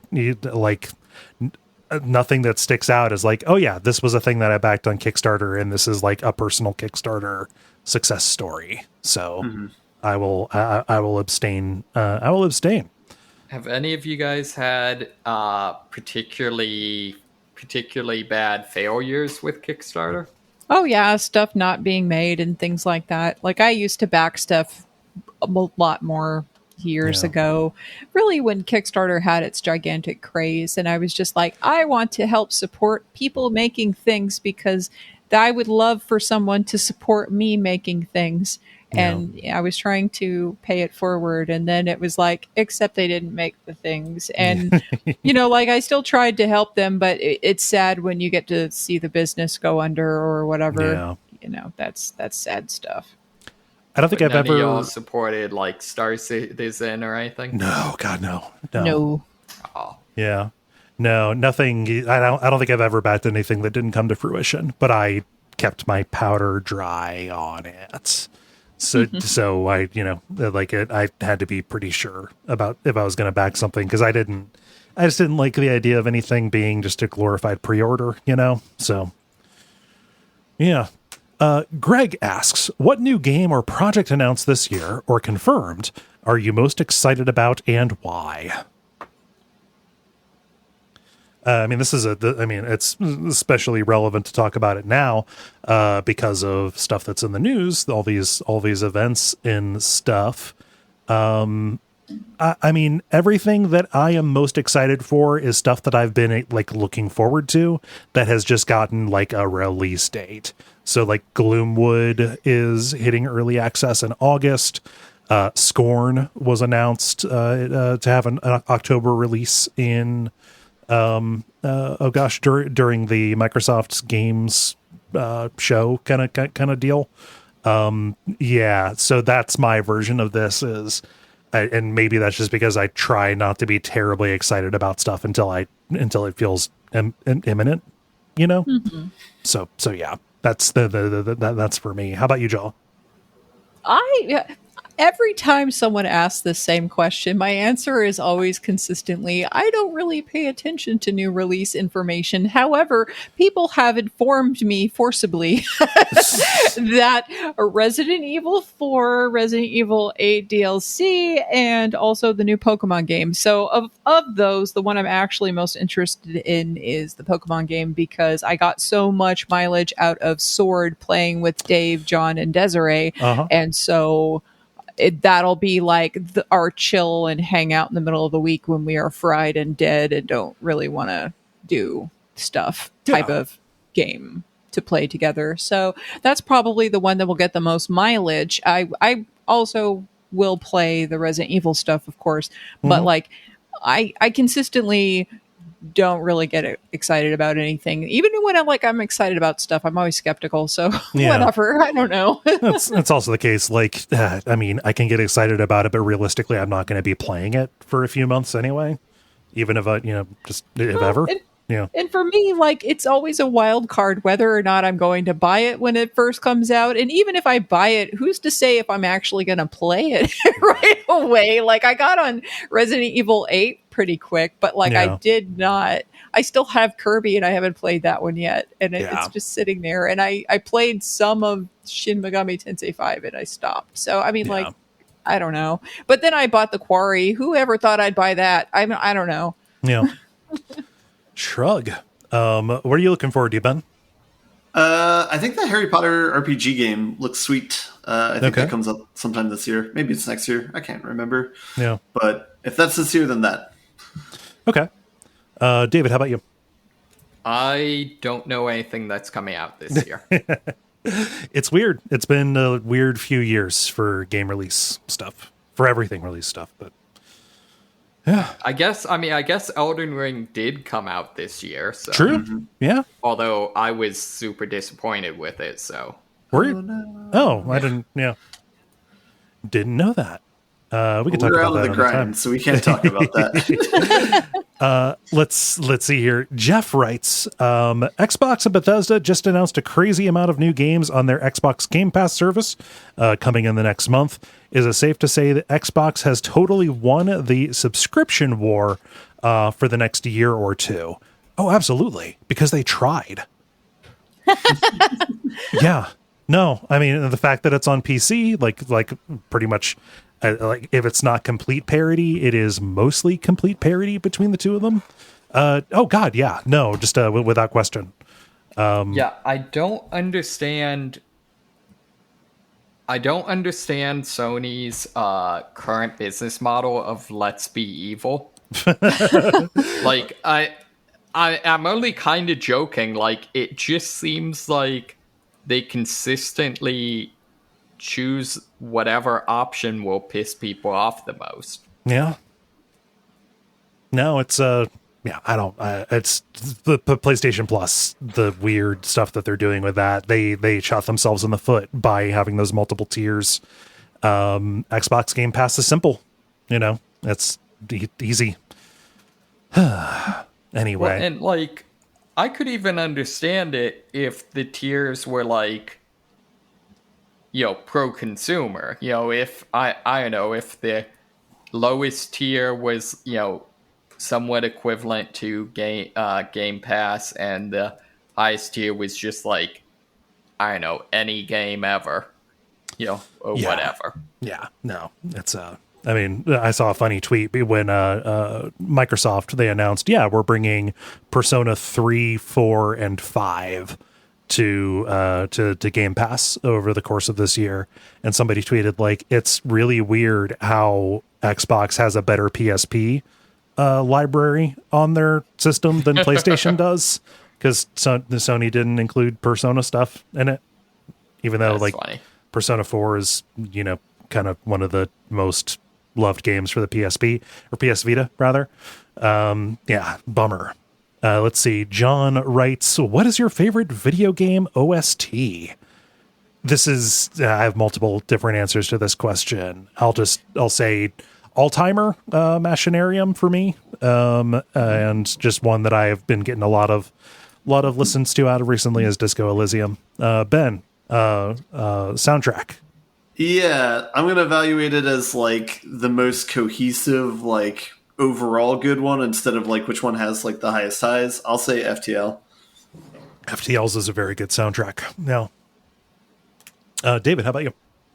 I don't know. I mean, I guess I'd have to go with Halo. Oh no, that's ODST. Halo does have the best ODST. Yes. I'll be honest, I'm not sure I have one, which is why I made that dumb joke. Okay, no, you're just trying to distract us. I wanted to feel like I wasn't completely slacking off on the answer. No, you can just not value game music, and that's fine. And Jala, how about you? So most recently, Where the Water Tastes Like Wine, but kind of overall, the ones that have been in my workout playlist and played most frequently over the last, 2-3 years have been the Danganronpa soundtrack, the Persona 4 soundtrack, which is funny because I had issues with both of those games playing them, but the music's really good. Yeah. I mean, like, I ended up landing on the side of liking them, but, anyway. It wasn't without its hassles. Yeah. And then, Lone Wolf Remastered, that one. Okay, yeah. So actually, if I could get a soundtrack that's just all the theme songs from the Kingdom Hearts series, that'd be a pretty solid one. Okay. I don't know what Kingdom Hearts music sounds like, so it is not indicative of the music as the whole, but each of the games has one like lead song for it that's generally really strong. It's like do they do the standard anime vocal ballad kind of thing? Yeah, exactly. Gotcha. Christopher writes, what is the best vegetable? You did not say it with the proper inflection, sir. What's the best vegetable? Wait, There what? you go. Well, there's a lot of question marks and exclamation points on that. Yeah. I feel like this is another tough question like the OST because it's like it depends on how you evaluate it. Like, No, Yes. I feel like this is like what is the best vegetable and why is it avocado? Avocado's a fruit, my friend. False. False. It's slander. it's a savory fruit. Oh, let's get down into this. Yeah, tomatoes are fruits as well. Mind blown. Well, according to the cube theory of fruits. No, I hate when people do that, but I get annoyed when I go to buy peppers and they're listed like, you know, you've got to weigh them and you have to pick like, okay, I'm weighing peppers now, price it as peppers, and they're always listed under vegetables, and I'm like, you monsters, you fools.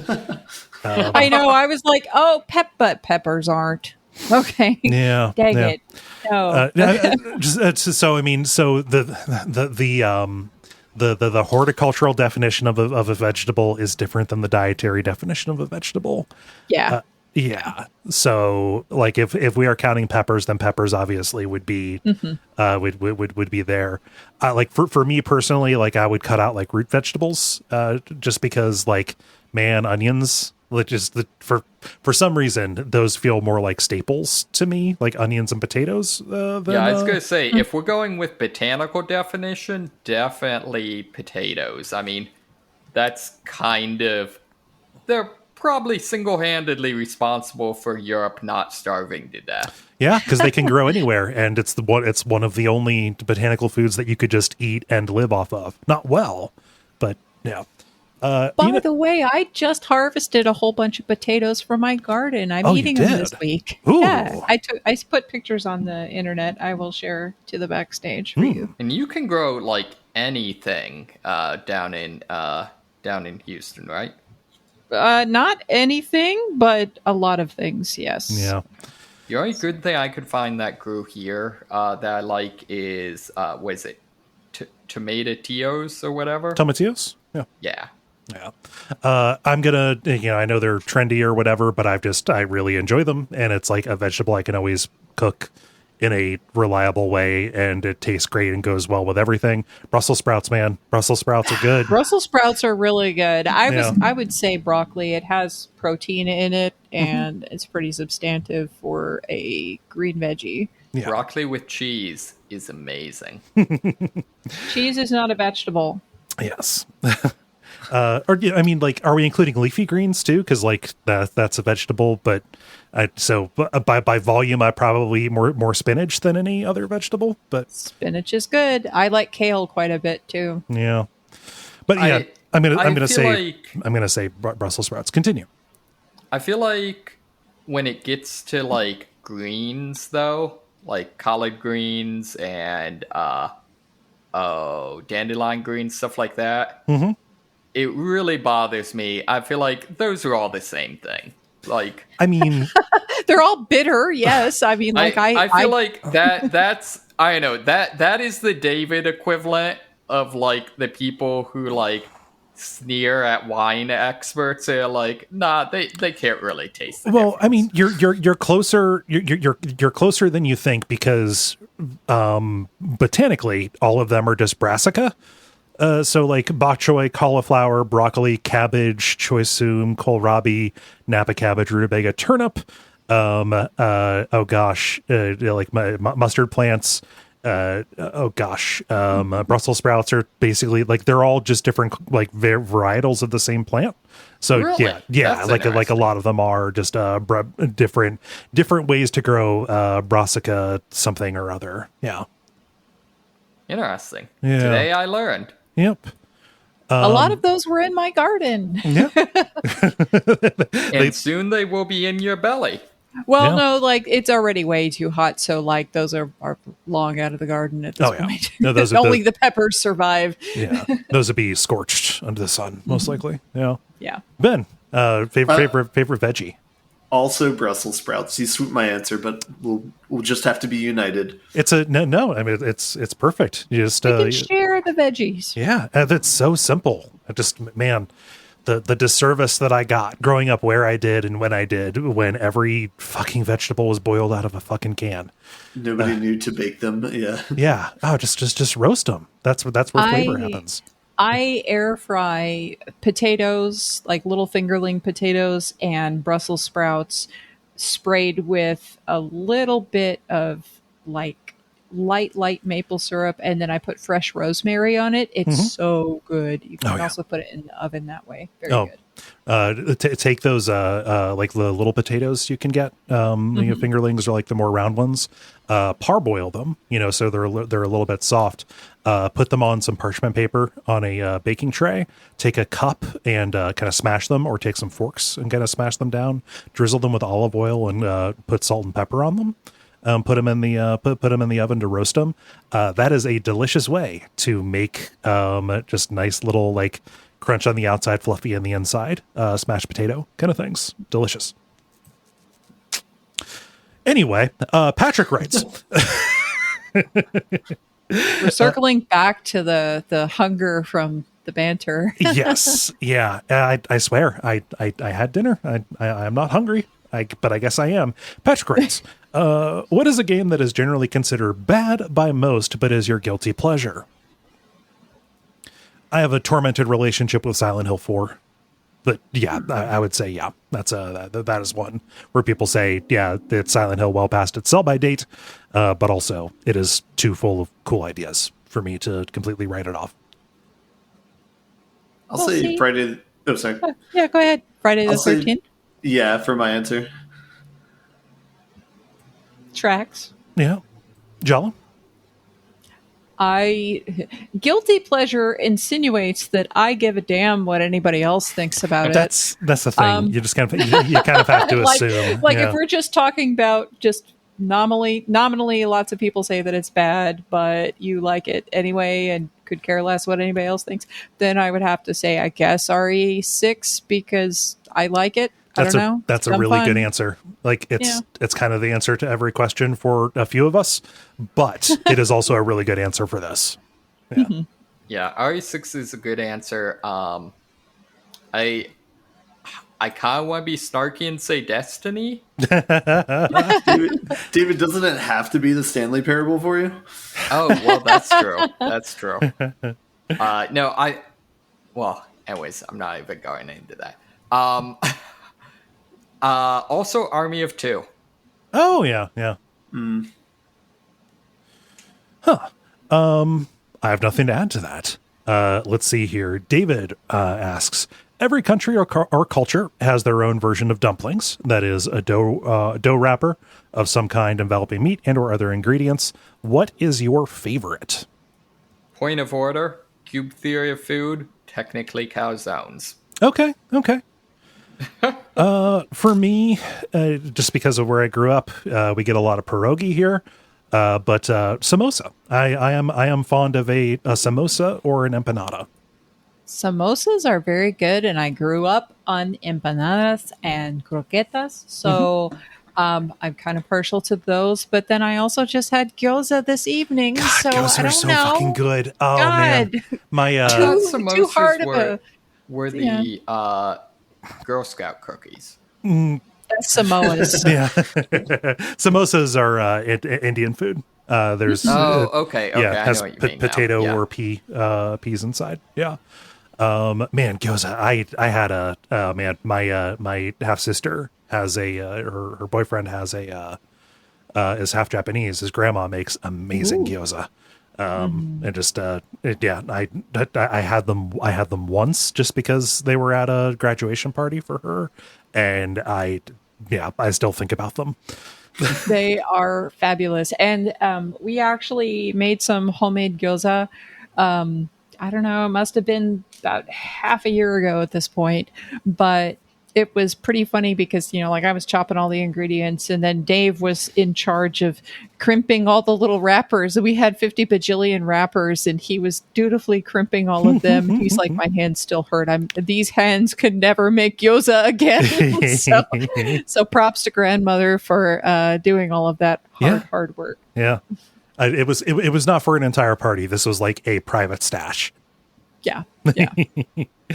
What do you put This in wasn't your... for an entire party for me and Dave either. Yeah. This was just for like literally us. It's a very labor intensive food. What do you put in yours Yes. if you don't do pork? We put Beyond Meat or we put tofu, and we can also do any number of other mixtures with edamame, etc. So yeah. Nice. So I think for me on this one, I think Matt Marcus has the right idea where he said Zhao Long Bao. Have dim sum basically. Okay, yeah. I was also going to pull the Air Bud argument and be like, yeah, dumplings are the best one. But specifically, the dim sum, you could get a Chinese street food kind of place, or do back when I was in Chinatown. Although I think the ones he's talking about is specifically like the steamed ones, which are amazing. But I was very partial to the ones made with glutinous rice flour and coated in sesame seeds because it's chewy. Yeah. No. Glutinous rice flour with sesame seeds. That's daifuku. Sounds like. Yeah. What? Daifuku. That's a Japanese dessert, actually, most of the time. How do you spell that? I need to get me some of this. Daifuku.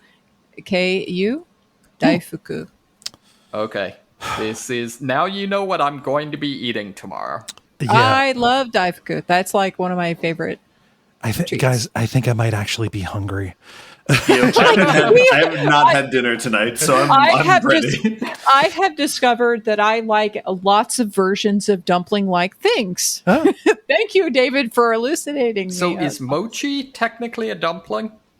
Ice cream it's dumpling? Not, if it's meat-flavored ice cream, I guess, for this question. But you can have enveloping meat and or other ingredients. It could be something else. It could be a sweet dumpling. Yeah, lotus dumplings are great. Yeah, it's a sweet dumpling. Yes. Huh. It qualifies. And finally here, Jeremy writes, do you have any habit related to video games? Any game habits? I take notes on them because I talk about them on podcasts. I definitely have one because I'm still playing Fire Emblem Heroes. And so I have a habit of logging in every day for my little freebie rewards and playing until I run out of my little energies or whatever, and then turning it off at some point. Like, I'm not as hyper into it as I was for, I don't know, 3 or 4 months or however long it was, but I'm still playing. Yeah. So just a daily practice. Ben, how about you? I think the only habit is talking about them every week when we record. Yeah.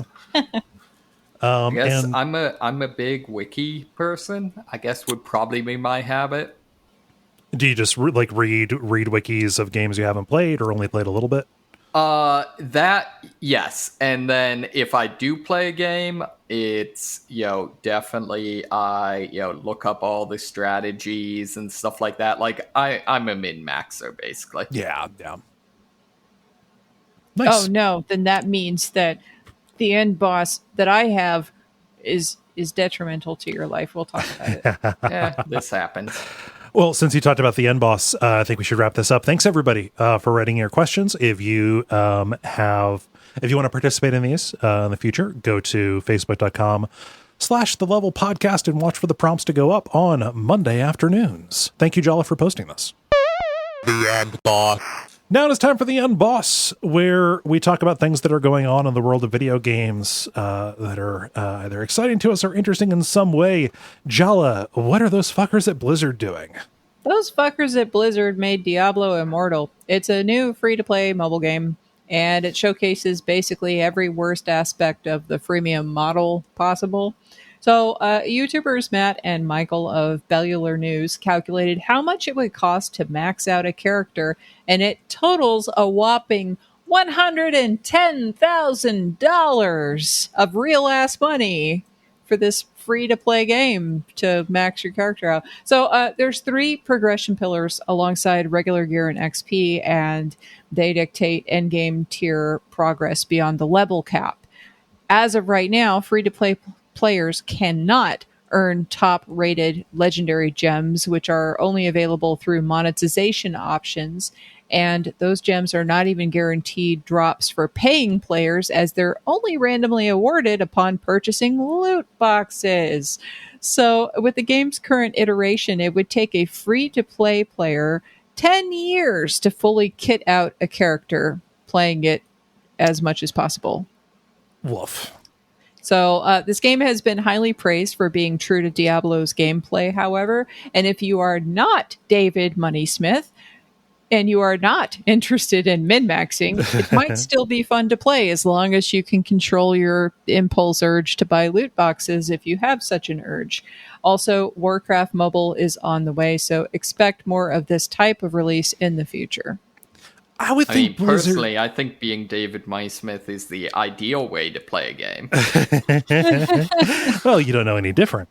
True. I would think Blizzard, for all of the, for all of the bad stink that is on their name, would really want to avoid this. But yeah, remember when I was talking about business strategies that look like let's just be evil? Yeah. Don't care for it one bit. But also, they're not just making money from it here in America. They don't, care too much. They really don't care about their reputation, it seems. So let them be crapulent. No, don't let them be crapulent. I'm just, hate it. I mean, if they're advertising their game to people who have to spend hundreds of thousands of dollars, then I don't know if those people feel a lot of remorse from buying a game from whatever company. Or, I don't know. It's all whale hunt. Yeah. Yeah. Ugh. It's weird. Yeah. I got one. This was just yesterday. Capcom did their yearly kind of big E3-ish, but not E3 announcement. There was a little bit more Resident Evil 4 remake footage that was shown. The thing that is most interesting to me is last year they had announced that they were going to have DLC, like an expansion for Resident Evil 8 Village. I'm going to split the difference on that. Resident Evil 8 Village, they announced that they were working on that, and I was wondering, whatever happened to that? What happened to it is they just announced it today. It is coming out on October the 28th. It is called Winter's Expansion Pack, is what it is. There is going to be story DLC called Shadows of Rose, following a relative of Ethan Winters. Just that is as specific as I'm going to be, which seems pretty cool. They were obviously kind of hinting at something happening with this in the main story, and the footage of it looks pretty creepy and good to me. Looks like it's leaning into stuff that is cool about Resident Evil Village. Additionally, they are adding a Mercenaries mode, which I think will be real cool. Mercenaries mode is the action-based, run-based, score attack kind of deal. They didn't have one of those. They didn't have a mercenary mode in RE7. It was dearly missed, and I think that it is going to be a welcome addition. You can even play as Lady Dimitrescu. So I don't know if that's like playing as Jaws and GoldenEye, where it was a disadvantage because he's so big. But they did feature that. The other thing about this is that they are adding a third-person mode, which is real weird, given how great the lengths are, how many great lengths they went to hide Ethan's face. Now you just get to see him. So that'll be interesting. But yeah, they're adding a third-person mode, making this feel a little bit more like the RE2 and RE3 remake. All that looks pretty cool. I'm curious. Yeah, I don't know. I'm not really sold on Rose as a character, so yeah, I don't know how I feel about that. We'll see. I'm gonna play it either way. That's the thing. So it's hard to be. It's a fait accompli. Like I'm yeah, it's real hard for me to be super worked up one way or the other because I know I'm going to just play it. So yeah. Any other comments about this before we move on to the next one? No. David, who's missing the point? Yeah, Netflix. Netflix is the one missing the point. they have announced that they are making a Squid Games reality TV show that's going to basically recreate the game in the show, which is weird because the most important part of the game in the show is the part where people die. Oh, so many people die. All but one. Yeah, so, one, just like, if you're gonna do a thing, don't half-ass it. No half measures, Walter. But also, kind of the whole point of Squid Games is anti-capitalism, and there are few things in life more capitalism than reality TV. Yeah. They're not the first to do this, though. There have been a couple of YouTubers who have done like bigger productions, like emulating Squid Game. Yeah, I know, and they haven't murdered anyone, though. Yeah, it's still exploitative. I'm also a little bit weird about them bringing it back for a second season, because just I don't know, making it into a franchise also seems to miss the point. I also was like fine with the way Squid Game, like I liked that show very well. I thought it was good enough. So just Netflix as a company. No, sorry guys, you done fell off. Done fell off. And Ben, what's happening in space? Yeah, so there's a Bethesda announcement this last week, or they did a show where they released a bunch of announcements. They showed a gameplay trailer of Starfield, which I hadn't really followed too closely before this, but it's basically like space Skyrim is what a lot of people are calling it. But the demo of it showed you kind of going around a planet, fighting these people. It showed the level up system. And they started to show some really cool features of it where you can design your own ship that you're going from your base to other parts of the galaxy in. But it's a very very open-ended ship construction sort of thing. But whatever you design in this blueprints thing or whatever, you can actually it'll take off and fly and you can fight with it. So that part looked really sweet. Mm-hmm. And then the announcement kind of ended with a thud where they're like, and how big is this world? Well, here's the solar system, and you can go to any part of the planet. It's like, oh, that doesn't sound good. It's like, there's 10 planets in this solar system, and then there's you can go to 1,000 planets in the entire game because there's this many solar systems. Like, oh shit, this game's gonna suck. And so, you know how this goes, guys. Why are you stepping on that same rake? A handful of different people already stepped on that rake for you. No. Yeah. So they're basically, and so I'll try and withhold judgment, but they're basically making all the same promises that No Man's Sky did when they were launching. Yeah. But Bethesda is the type of company to then do 6 years of free expansions to make up for it, right? Yeah, that sounds like them. So I don't know. We'll see. Best case scenario could be another Skyrim game where there's a whole bunch of content there and it's really awesome. But worst case scenario, it could be a very boring universe. Or it could be like Skyrim where there's a lot of content and it's all the frickin' same. When you get to the Infinite Quest part. Yeah. I really debated my number two my number two story was they're saying they're making the next Fallout game after the next Elder Scrolls game. So, we're never getting another Fallout game. Oh man, they can't juggle 3 things. Something's got to give. Cool. Well, this has been a bit of a long one. How do you all feel about buttoning it up? I feel buttons. Let's button. The credit. Thank you so much for listening to level number 418.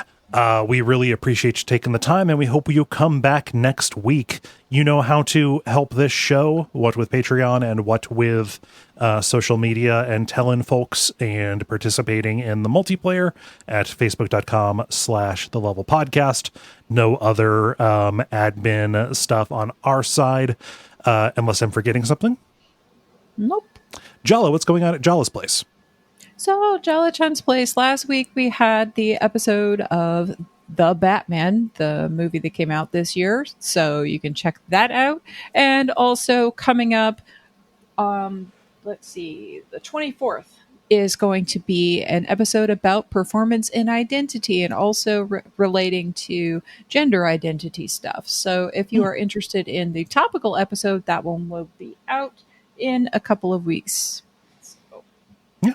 Actually, let's see, that would be next week when this one releases. So yes, next week. Nice. And that is at jalachan.place. Yes. Yeah. Anybody else have anything? Nope. All right. I've been Kole Ross. You can find me on Twitter at Kole Ross. I'm David Maysmith. You can find me. I am Jala-chan in all the places that I may be found, including jalachan.place. I've been Ben Merkel. And stick around for some titles.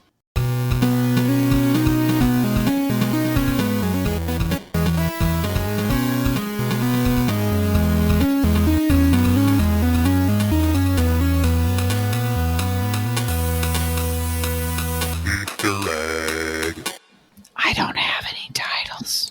I don't have any either. It's not a title-rich environment.